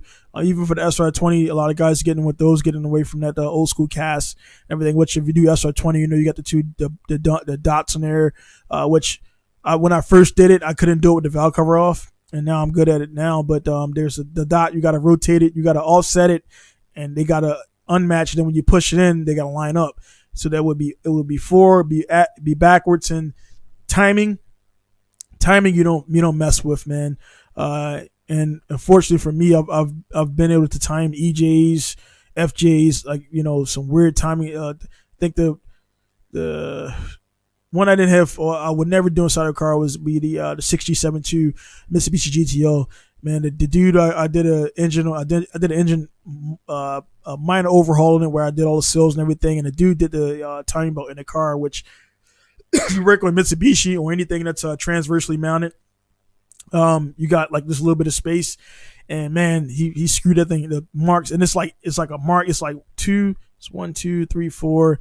Man, it's like a lot of marks because you got it's a V6, and you got the cams on both ends. So you got 4 camshafts. You got marks down here, marks on the side, and the dude, man, they were like all off, and the car ran. It was on enough. But they were when I timed it and put the engine back in TDC, marks are like way off, man. And he would get like he said we get like shitty gas mileage, and he would get like a stutter. I'm like, yeah, dude, your marks are off. Surprised you didn't bend anything up. So I would I'm like, dude, if a dude come with me with that car, I'm like, bro, we got to take the engine out. I am not doing it. I did a timing belt I did a few timing belts with Evos. They're not as bad. You just got to raise and lower the engine, but it's not as bad. It's almost like doing a B18 or whatever on the side and everything. So I'm not a fan of transversely mounted engines. Came from Honda. My wife drives the Evo 7 and everything, and I like the Evos over the Subarus. But if I had to pick gun to my head, what I'm gonna go with, it'll be the Subaru, for the simple fact I like the way the transmission is worked on and everything. The Evo, man, like if I want to do a gearing or something like that, I pull all that shit down the axles out. Even though you got to pull the axles out on the Subaru, it's a different thing. It's a pin that comes out and it drops like a rear wheel drive. So I think I like it more because it's rear wheel drive. It has rear wheel drive tendencies, if you want to say. And if I had to pick a drivetrain for life, again, gun on my head, I'm going rear wheel drive. Rear wheel drive is just where it's just the amount of fun you can have on a rear wheel drive car. If you look at the most sporting events, NASCAR, F1, that F1 is like more like an MR, rear mount engine or whatever. The rear wheel spinning, to me, the level of fun is a lot more. I respect all-wheel drive. I own all of them. All-wheel drive, MR, all that stuff. Man, I just enjoy a lot more the rear wheel drive, and I think by default, I think the masses, if you look at any car that's sought after by people, the masses are going to go with rear wheel drive. Correct me if I'm wrong for the guy. If you guys are still out there watching and everything, just drop down what you prefer, front wheel drive, all wheel drive, stuff like that and everything. So again, this so about damn, it's like an hour and damn, I really gotta get the stuff over there so I can see it, because I don't want to keep looking over there, detracting away from there. But and I didn't bring anything to drink, and I wasn't planning on talking this long. So as you guys probably can hear, my throat is getting pretty dry, and I'm not going to stay there too long. So we got B-More in there, so I'm guessing you from B-More and everything. So how about the VG twin turbos? Swapping the VG into what car? Because the VG is a very underrated. The VG is just in a Z32. The VG is kind of like the 6G72. Those two engines are almost alike. They're very strong. They're very powerful. It's just the host car that they're in is so fucking tight to work on. I would say the 67.2 is more easy to work on after you take the battery out, which I definitely recommend relocating that. Take the intake off, and actually taking the transmission off is one of the easiest ones because all the bolts they're just right there. Take those all off and everything. So both those engines get a bad rep because they're this.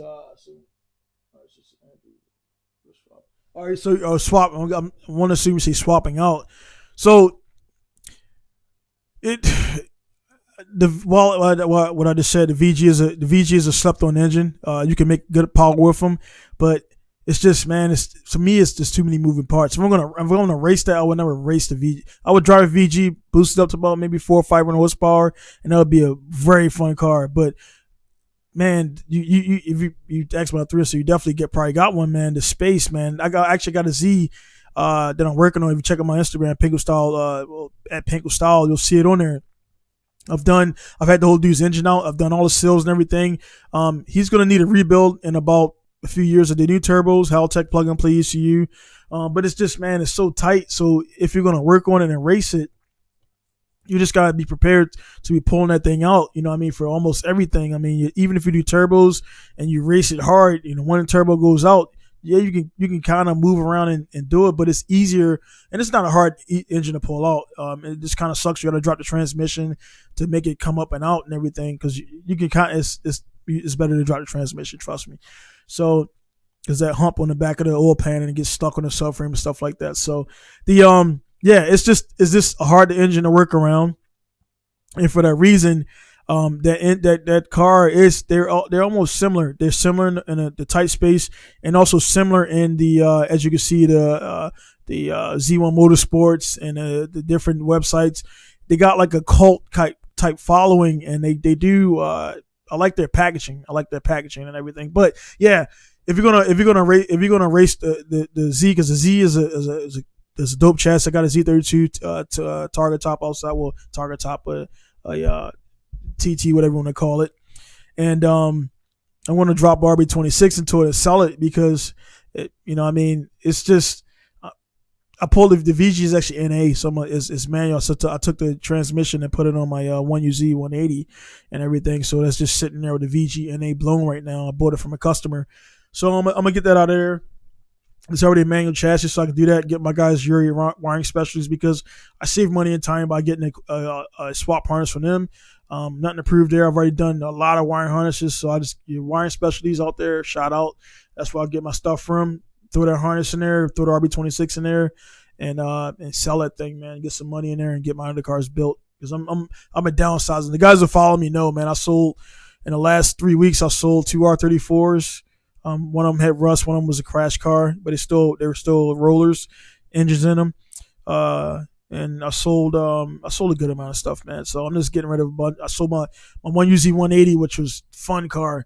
I sold that for way under value, just to get some stuff going and everything. So I got a bunch of cars as a result of being in Japan for 15 years. But I make decent money being a shop owner, but at the same time, I'm still paying a lot of stuff, man. It's only 6 years in the business, so got to pay stuff. So I just been, unfortunately, getting rid of cars that I didn't have plans on selling to keep everything going and everything. And unless you got Paul Walker money, or stuff like that, man. You can't work on all those cars. And even when he hit the, rest in peace or whatever, he wasn't working on all those cars. He was taking them out to shops, getting them worked on. So it's easy to do that. When you got the cash, hey man, bring it to me. I'm the guy that builds it. So that's what I do. I got a bunch of nice cars outside. Ranging from nice 280 horsepower to some making 700 horsepower.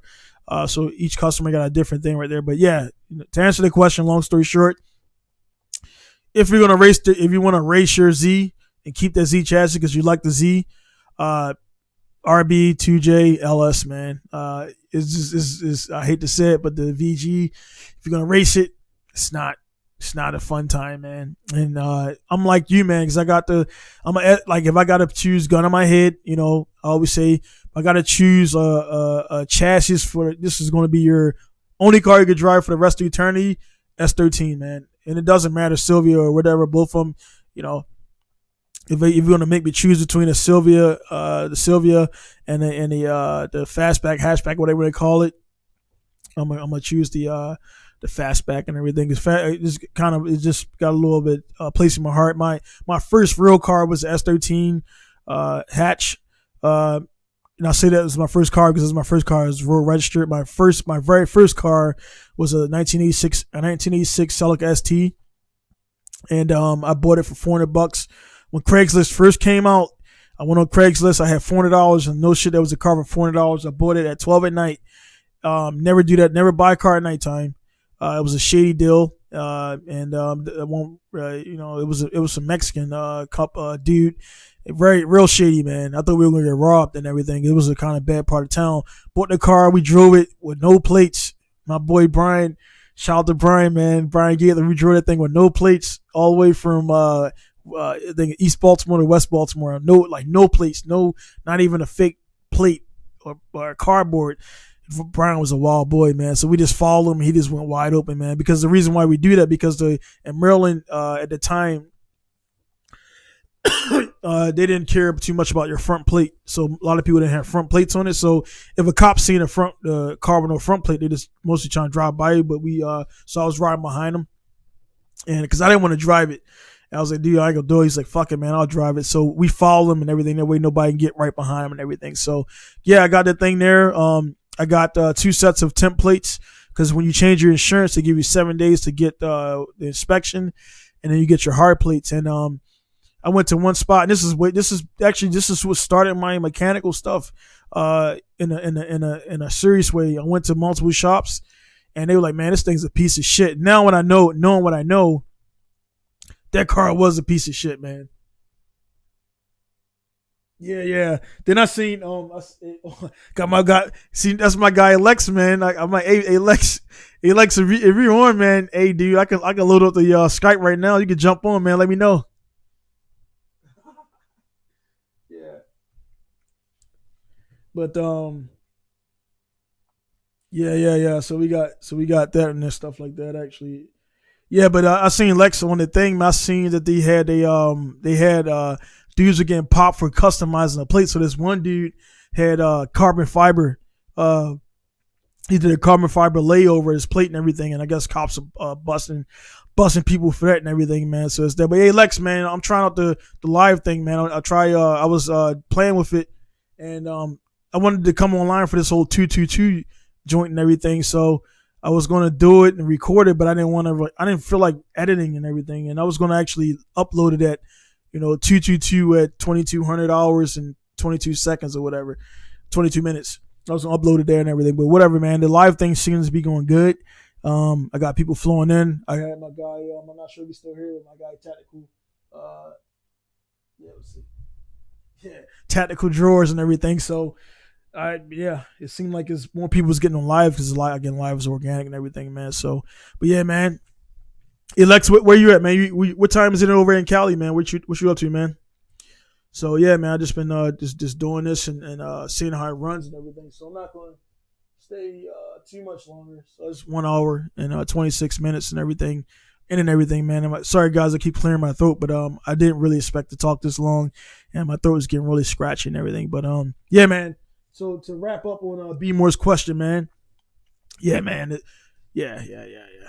Swap that thing out, man. If you're gonna, if you're gonna not beat, I'm not sure how you drive the car, but if you take the VG out, do an overhaul, because at this point all I'm needed. If you haven't had an overhaul already, throw some nice brand new Garrett turbos in there, which is cool because the turbo technology is so much better than it was before. Like you can have the same turbos a little bit bigger, not so big that they don't clear your engine mounts. They got some bigger ones that you fit on there that you gotta chop out the engine mount and things like that, or just you gotta cut out a part of it so that the compressor will clear it.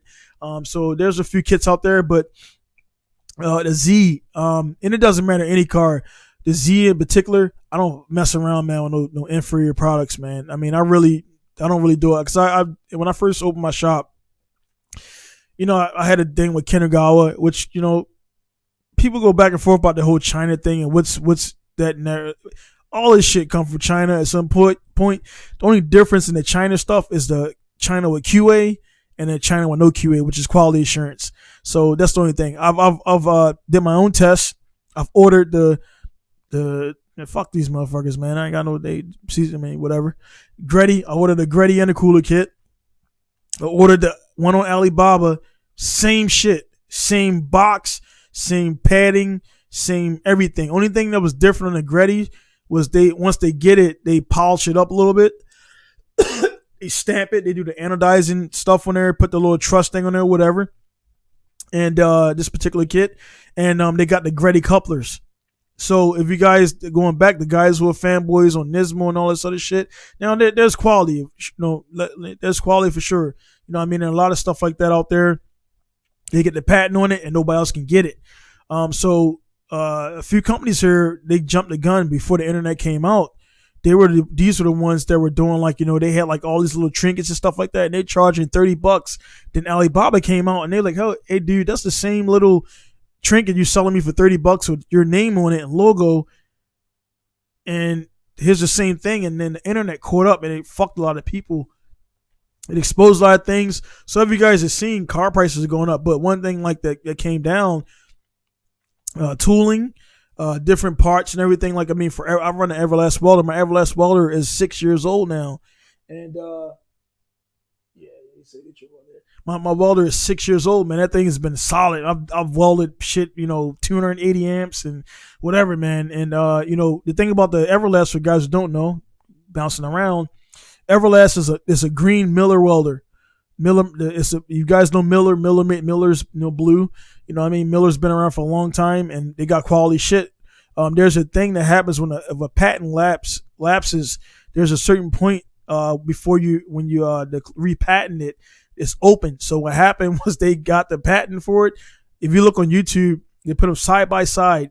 They're identical. The Miller machine is identical to the Everlast welder. Only thing that happens on the Everlast is there's like a little gap there for high frequency start when you actually start. If you want to scratch start, which I never do, I don't do the scratch start. I just turn that one off. So I just light up. You just got to kind of get close to it, and then it lights, arcs up, and everything. You spark up. So there's a thing inside of it. There's I forgot what it's called, but there's like a component that's it makes that spark, and that's what actually does that. So it's like you have to actually shorten it, and what happens on the Everlast ones, because QA sometimes is not in there, the gap's a little bit bigger. So what you happen, you end up not getting a good start. You don't get a good strike or get light off or whatever you want to call it. So you really shorten that gap, and then it just works and everything. So I just fucked it up because it's not in my mind. I didn't really mine and had an issue. Again, I've been up and down. There's a cool place that I've seen on YouTube, and they actually have this. It's been out for a while now, but there's a torch now. So now you're doing roll cages, places where you can't use a foot pedal.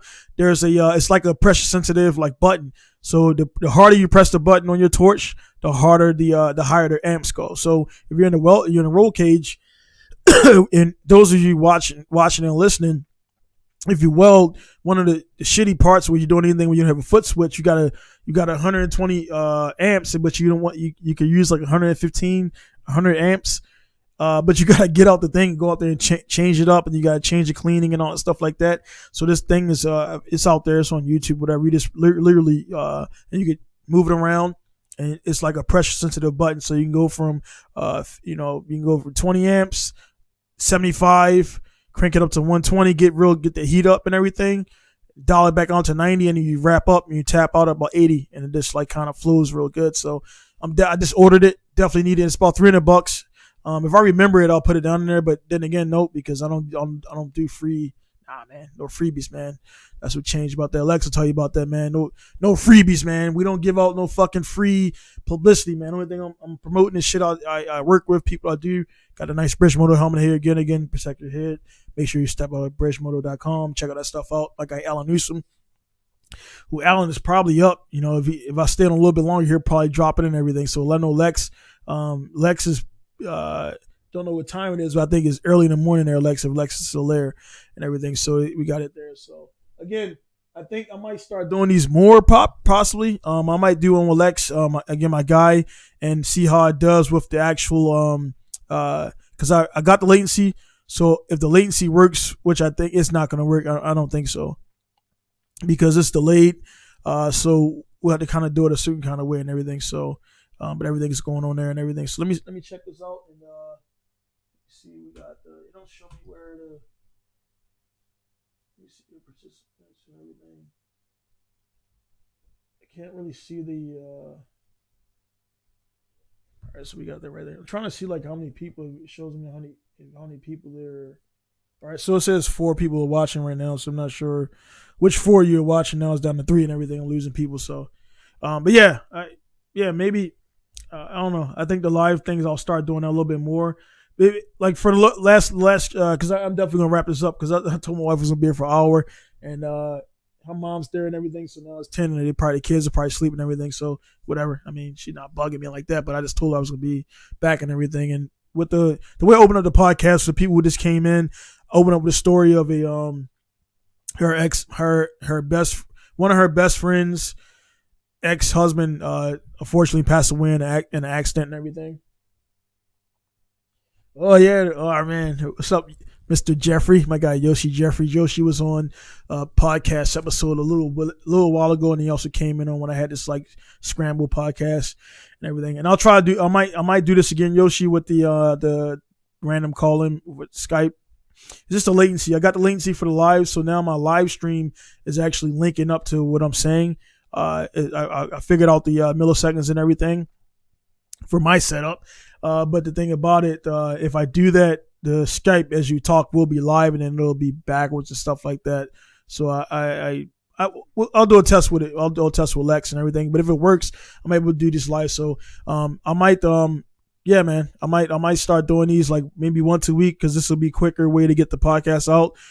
Because honestly, sometimes I'll skip a week or something like that, and I don't have time to edit. Even if the edit is just basic, it's still I mean, I got to put names in there and stuff like that, and make sure the stuff is good. So the live might cut down on that and do that. I won't be monetized, but at this point, I don't really care. I'm not getting that many views, and I mean, it's the whole YouTube shit, man, and all this.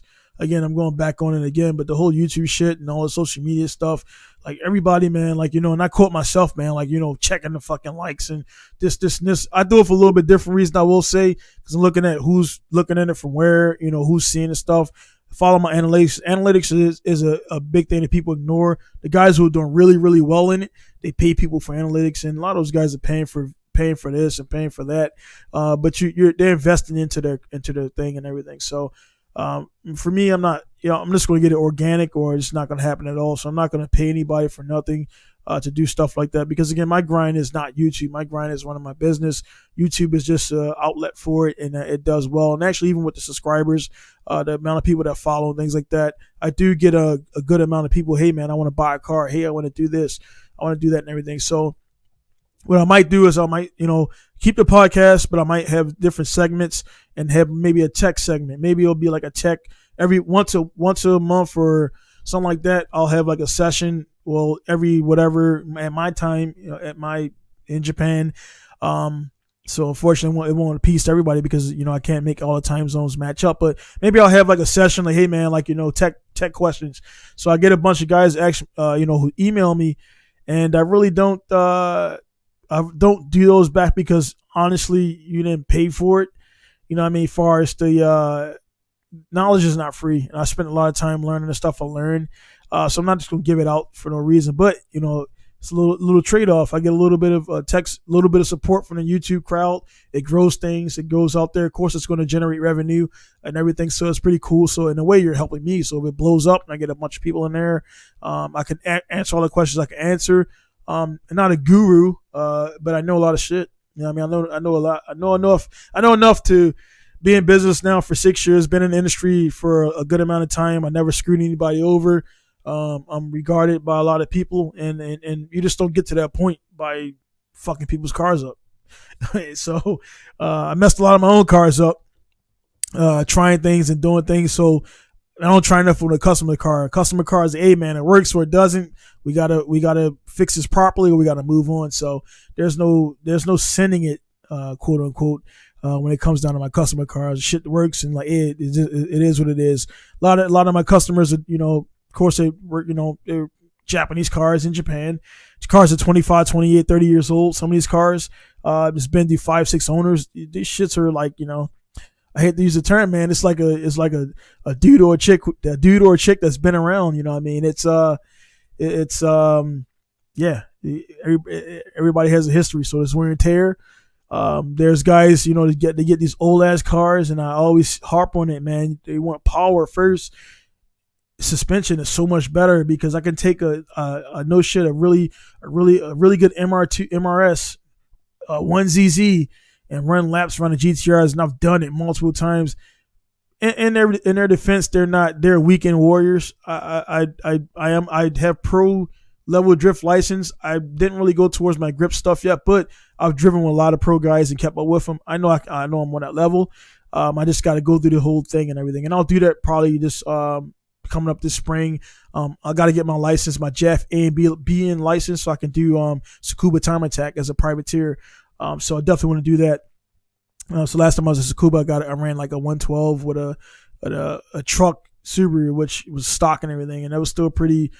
It was like 80 something cars there or whatever, and I think I had the 30th or 40th fastest time, that's a lot of money under me, a lot of money that I was fashioning, man. So when I take something down there for series, I know I can get. My thing is I want to get to that 50, that high 50s and work my way down and everything. So I'll probably start doing that and everything. But again, we'll see how things go with the live stuff there, and and just make it happen and everything. But yeah, I don't want to, anybody. I'll for the 2 people that's watching now. You guys got any questions about Japan, cars, whatever? Just let me know, and I'll hang out for a couple of seconds. I'll check those out. If I don't see anything, I'll just be signing off here in a second. And I gotta get back to the house. And I'm not done with work. It's like 10. Sorry, it's 10:12 p.m. here in Japan, and I still gotta actually do my emails. Like, this was not supposed to be that. Like, my business, I put about 14 to 15 hours on average into my business a day. And that's not, that's still leaving time for the kids to play with them a little bit and everything. Actually, that's why I want to get home too, because when I get home, they'll be asleep.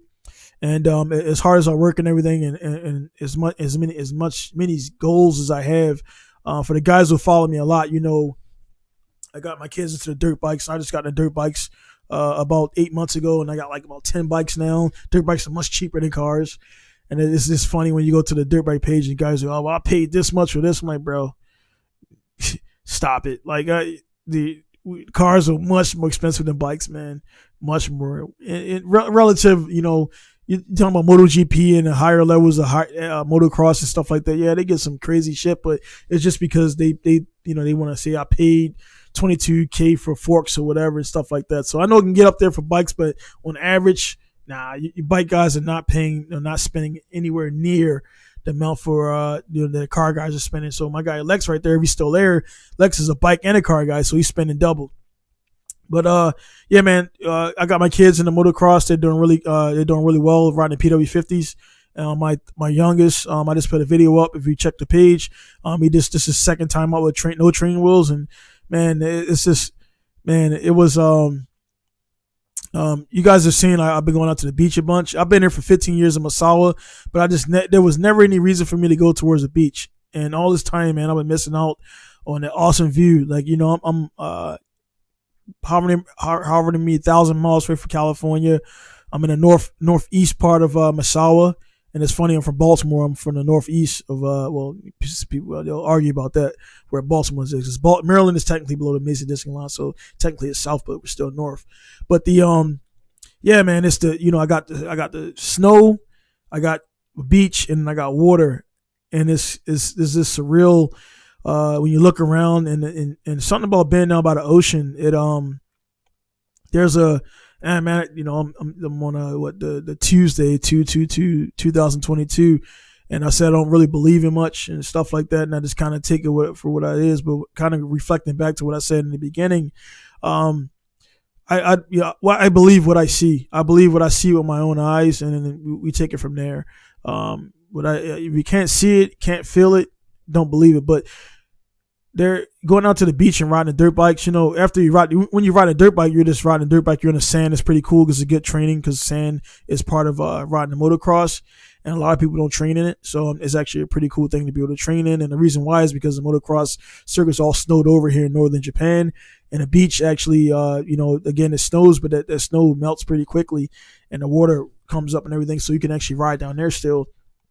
But man, it's there's an energy that I really can't explain. But the people who are nature people, when you're near water or near like say like the Grand Canyon or something like that, there's like energy that you feel, and I definitely can feel that when I'm down there by when I'm riding. After we ride again, I'm focusing on trying not to fall the dirt bike, wide open on the dirt bike and everything, and you're just right there. So once you look around and then the water just coming in, you feel the breeze and everything, and then like I'm not afraid of water, but my son, they were really afraid first to ride near the waves, and the waves would crash in, and you know, they could feel the same energy I'm feeling, but they don't understand it. And that was the first time at the beach. Well, they've been there a bunch now, but the first time there, they were really scared because we were riding dirt bikes and they just kept looking at the water. I was like, hey, look straight. Don't look at the water. And then my one son, the other day, he didn't, he panicked and I was screaming at him. He was going towards like, he was about 5 to 10 feet away from going like where the shoreline was coming up.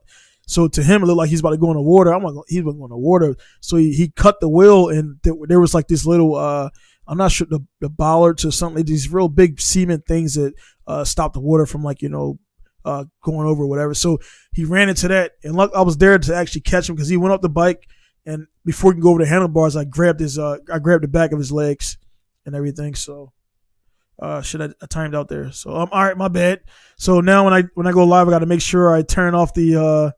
I got to make sure make sure the feed's still going. So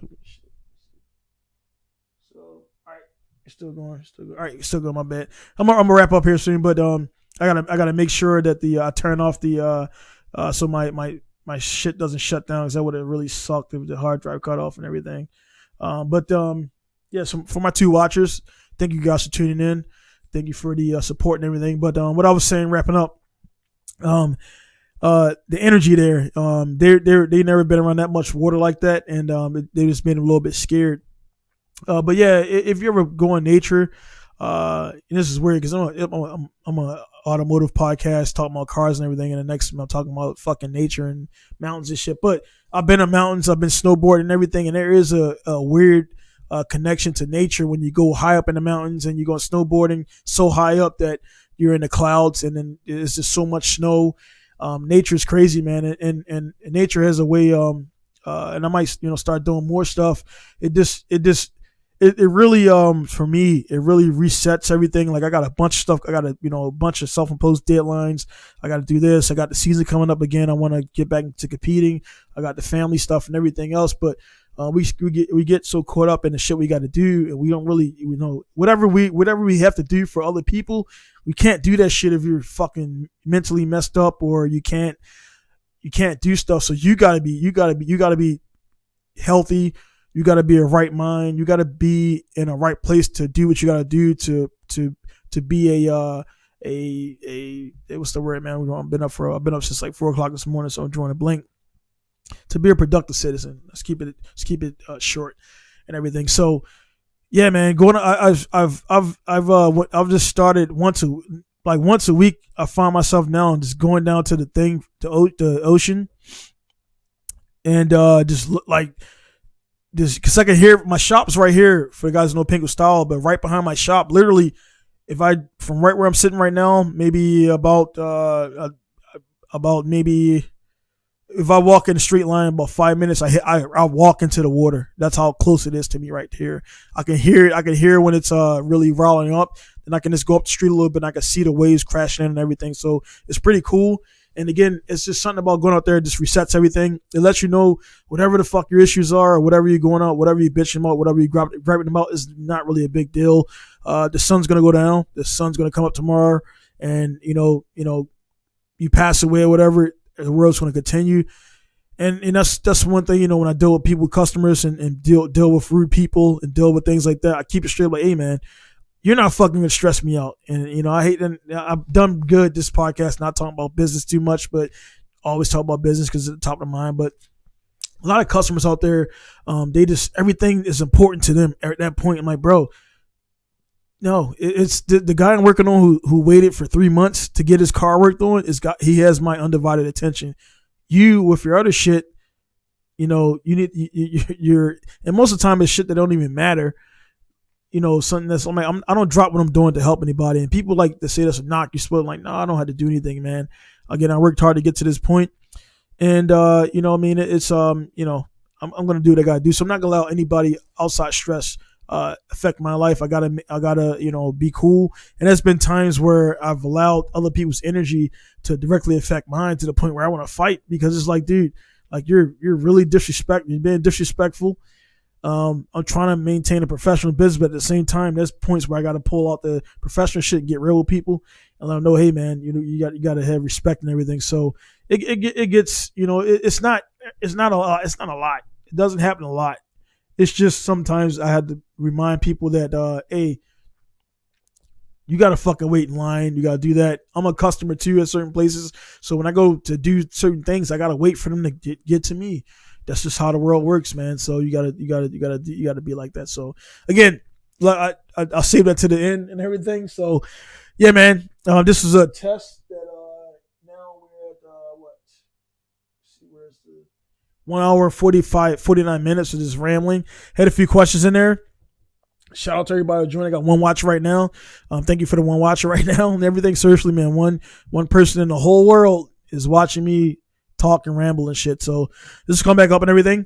I'll definitely start doing these. I might start. I'll look at my schedule and see. I can't really commit to a certain day and time because again, my schedule for car work is so dynamic. I mean, like today, I went for working on the car and I was going to be doing a certain thing, and then the snow.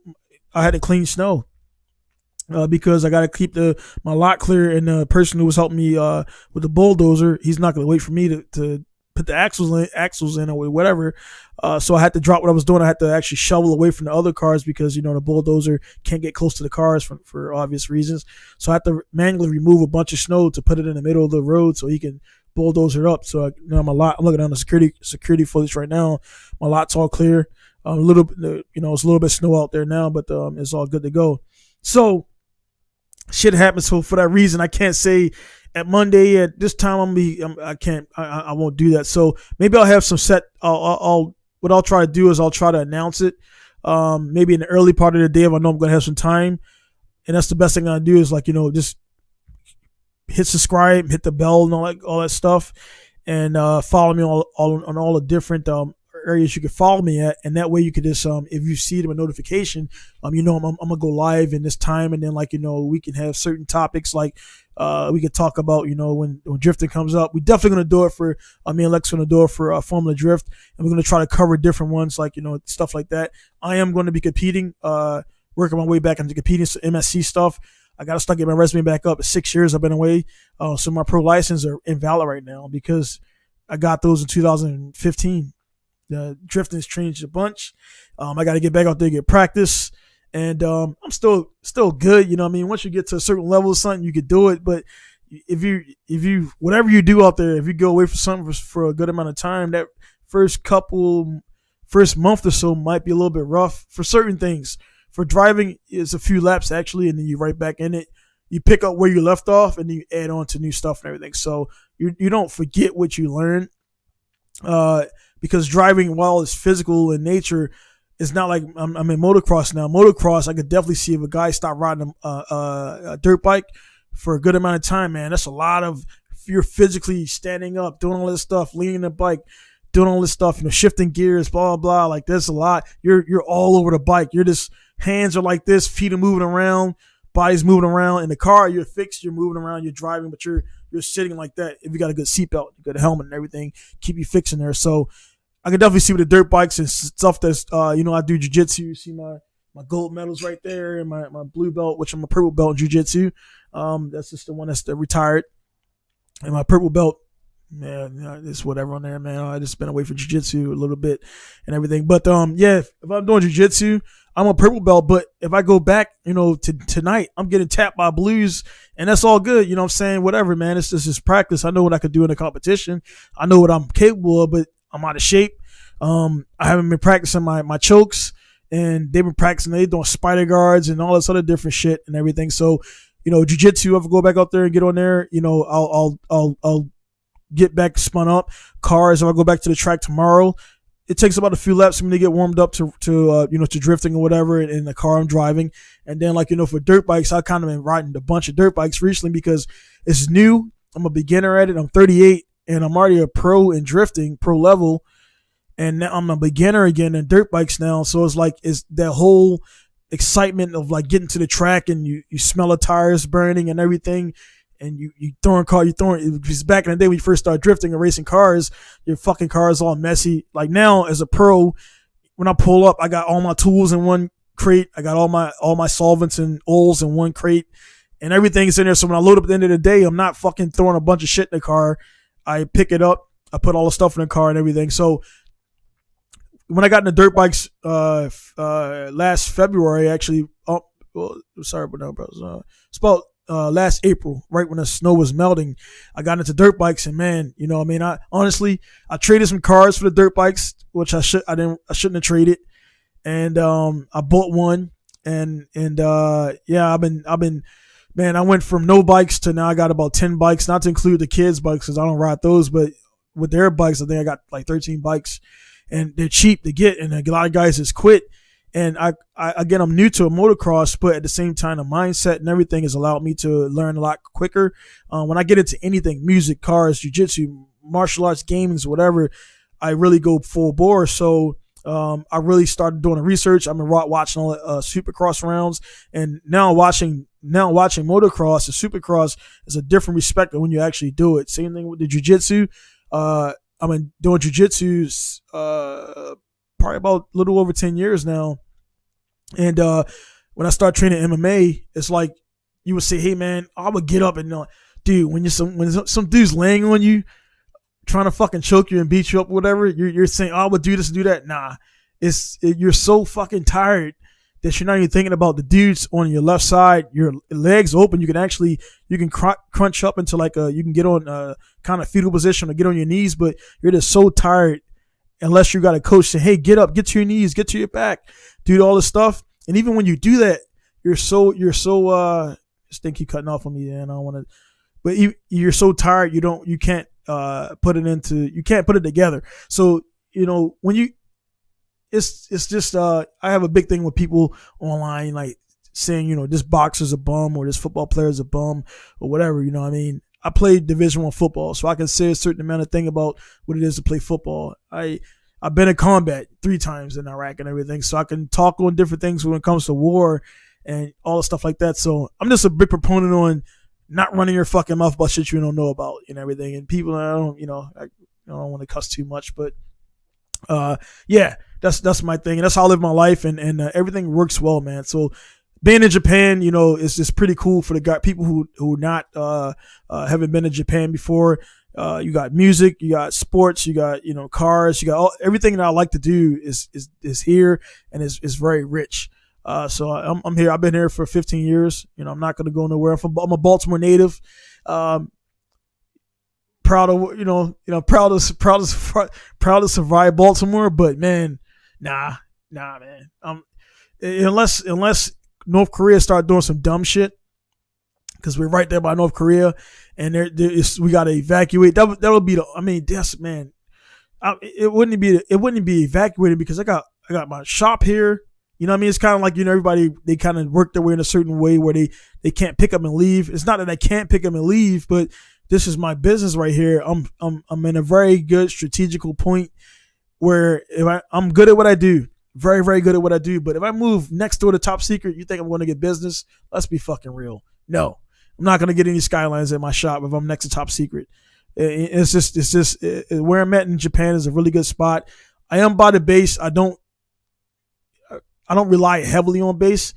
a lot of my customers are from base, but at the same time, if I relied on the air base, I would have been out of business. I was doing exports. I've been doing a lot of stuff outside of the country, selling a lot of my own stuff to make things happen and everything, just to get by month on month. And that's how I've been playing it and everything. So, I will wrap up on that, because this is 2022, and it's supposed to be all this,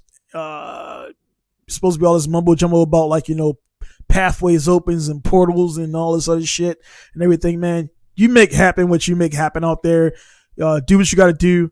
Where I'm at right now, my business and everything. People who are obviously listening and watching, you obviously know I mentioned my business. I'm a business owner. I run a performance shop here in Misawa, Japan. 6 years open, performance tuning, all that stuff like that.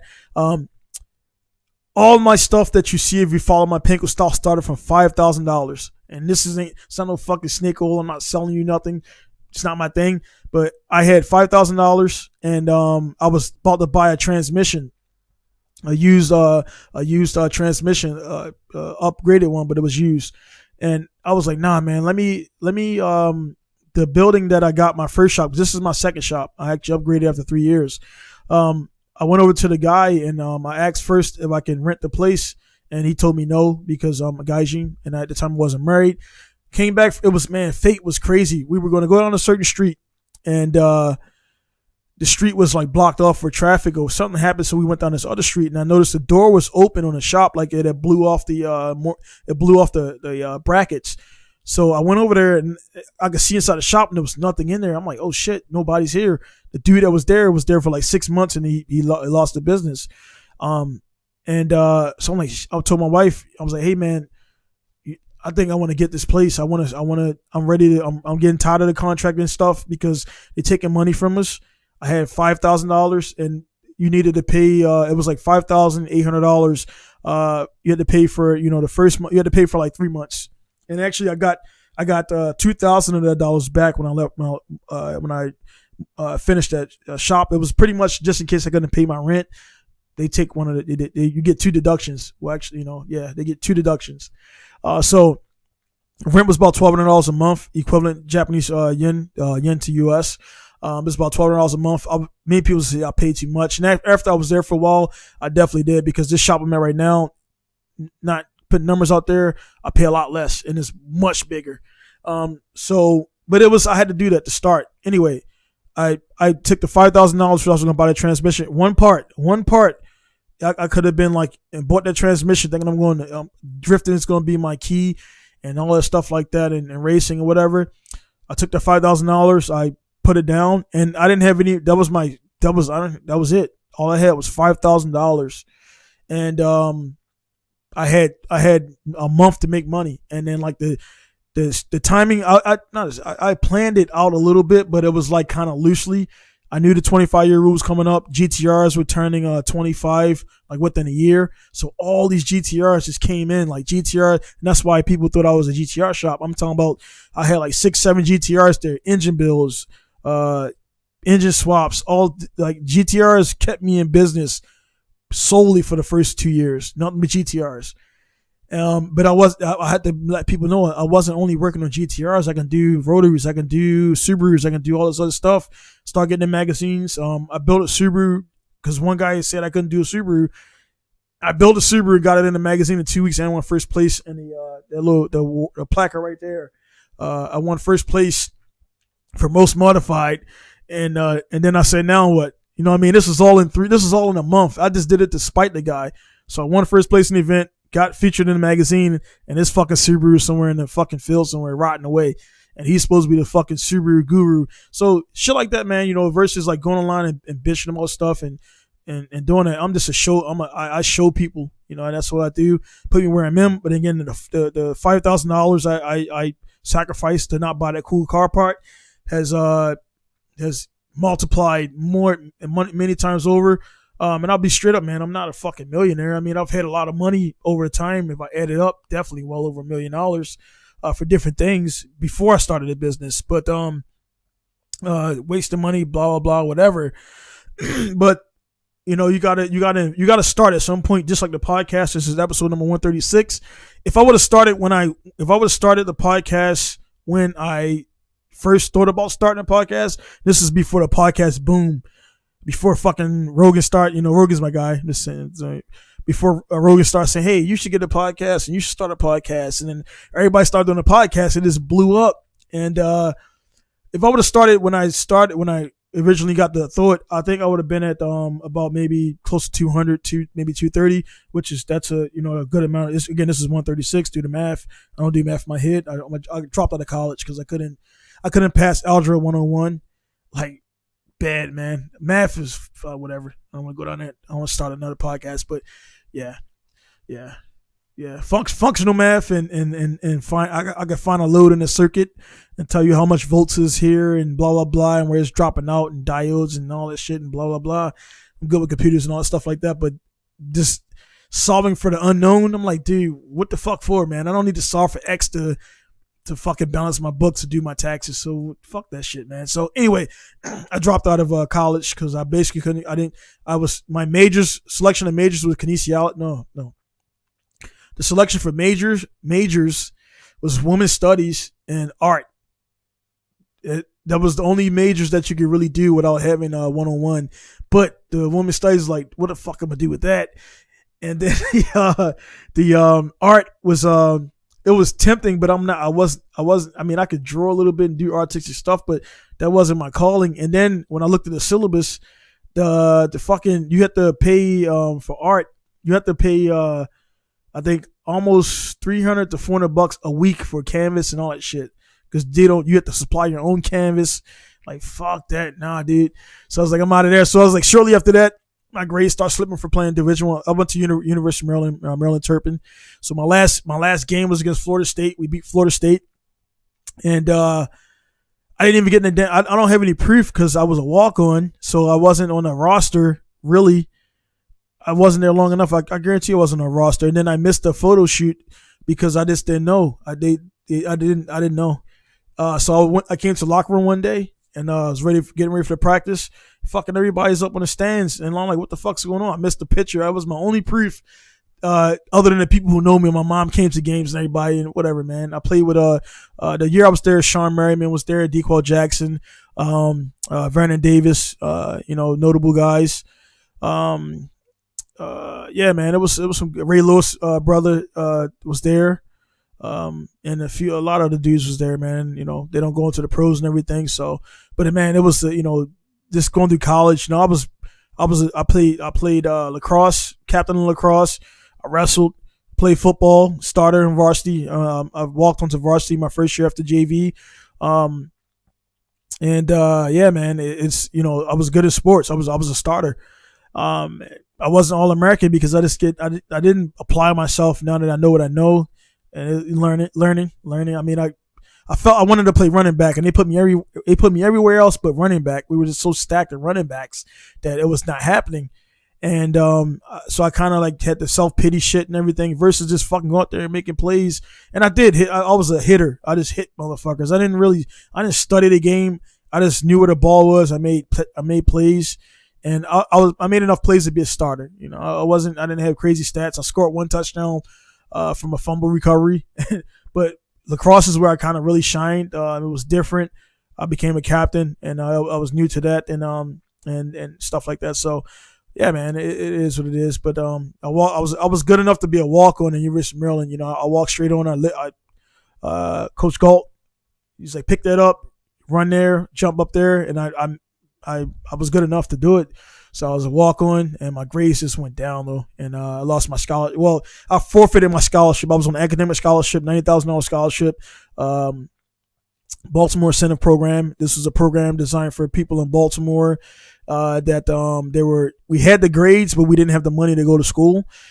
So from that, you had to write an essay. I'm like, man, I'm not gonna make this shit, and I submitted the essay, and I got a $9,000 scholarship. I was actually depping into the Marines, and the Marines commercial got me and everything and all that stuff, and I knew I could do it and everything. And then the recruiter was like, dude, take that scholarship, go to Maryland, do your thing, man. And luckily I did go there because when I went there, I learned to do research. And from that research, I actually joined the Air Force because they had Masawa Kadena, Yokota. And also I heard about different things like, the quality of life and everything and blah, blah, blah. still a fucking military, man. And then I joined the Air Force, and then I ended up working for the Army for 3 years, the 1st Battalion, doing convoys and everything. So it's crazy how it worked out. But I joined the Air Force and still ended up doing cool shit because the Air Force, you know what I mean? Unless you're a pilot, you're SEER, PJ, you're doing lame shit, to be honest. You know what I mean? And we were pretty cocky as a career field vehicle operator, 2T1, 88 Mike in the Army and Marines. 88 Mike, I'm not sure what it is in the Navy. Navy is weird ass fucking names and shit. But yeah, man, you know, man, again, this whole podcast, man, I've been fucking rambling and everything. Again, I still got one solid viewer there. Thank you for watching, but I'm definitely going to close out now. But again, thank you guys for tuning in. Thank you guys for listening. I'll come up with some kind of schedule to see when I'm going to do these, but this looked like it's going to go good. Yeah, sorry, fuck. My bad. It's looked like it's live, so live you get the burps and everything, man. So it looks like I'll review this after probably like midnight or whatever. I might still be up and see how it looks, see how the quality is, and then also what I'll do is on my thing I was playing with the little settings right here and everything. So I'll see how those look, and I'll make a little intro stuff so I can do it. So just like I'm gonna do it now. So when I get out of here, I'm actually gonna queue out. So I'm hitting the scenes and everything. So it's pretty cool. It's like it's like you can go back and forth and switch camera angles and all that stuff. XSplit is what I use. XSplit Broadcaster are pretty good. I'm not sponsored by these guys or whatever. I need to hit them up and see if they want to actually do that and actually work together and everything. So maybe I get an XSplit sponsor and do it like that. So again, I'm gonna get out of here. It's gonna be Danny signing off from Masao, Japan. Thank you guys for tuning in. Be sure to like, subscribe, all that bullshit. And I'll see you guys later. So this is Danny signing off from Masao, Japan. Pinku style. See you guys later. Peace.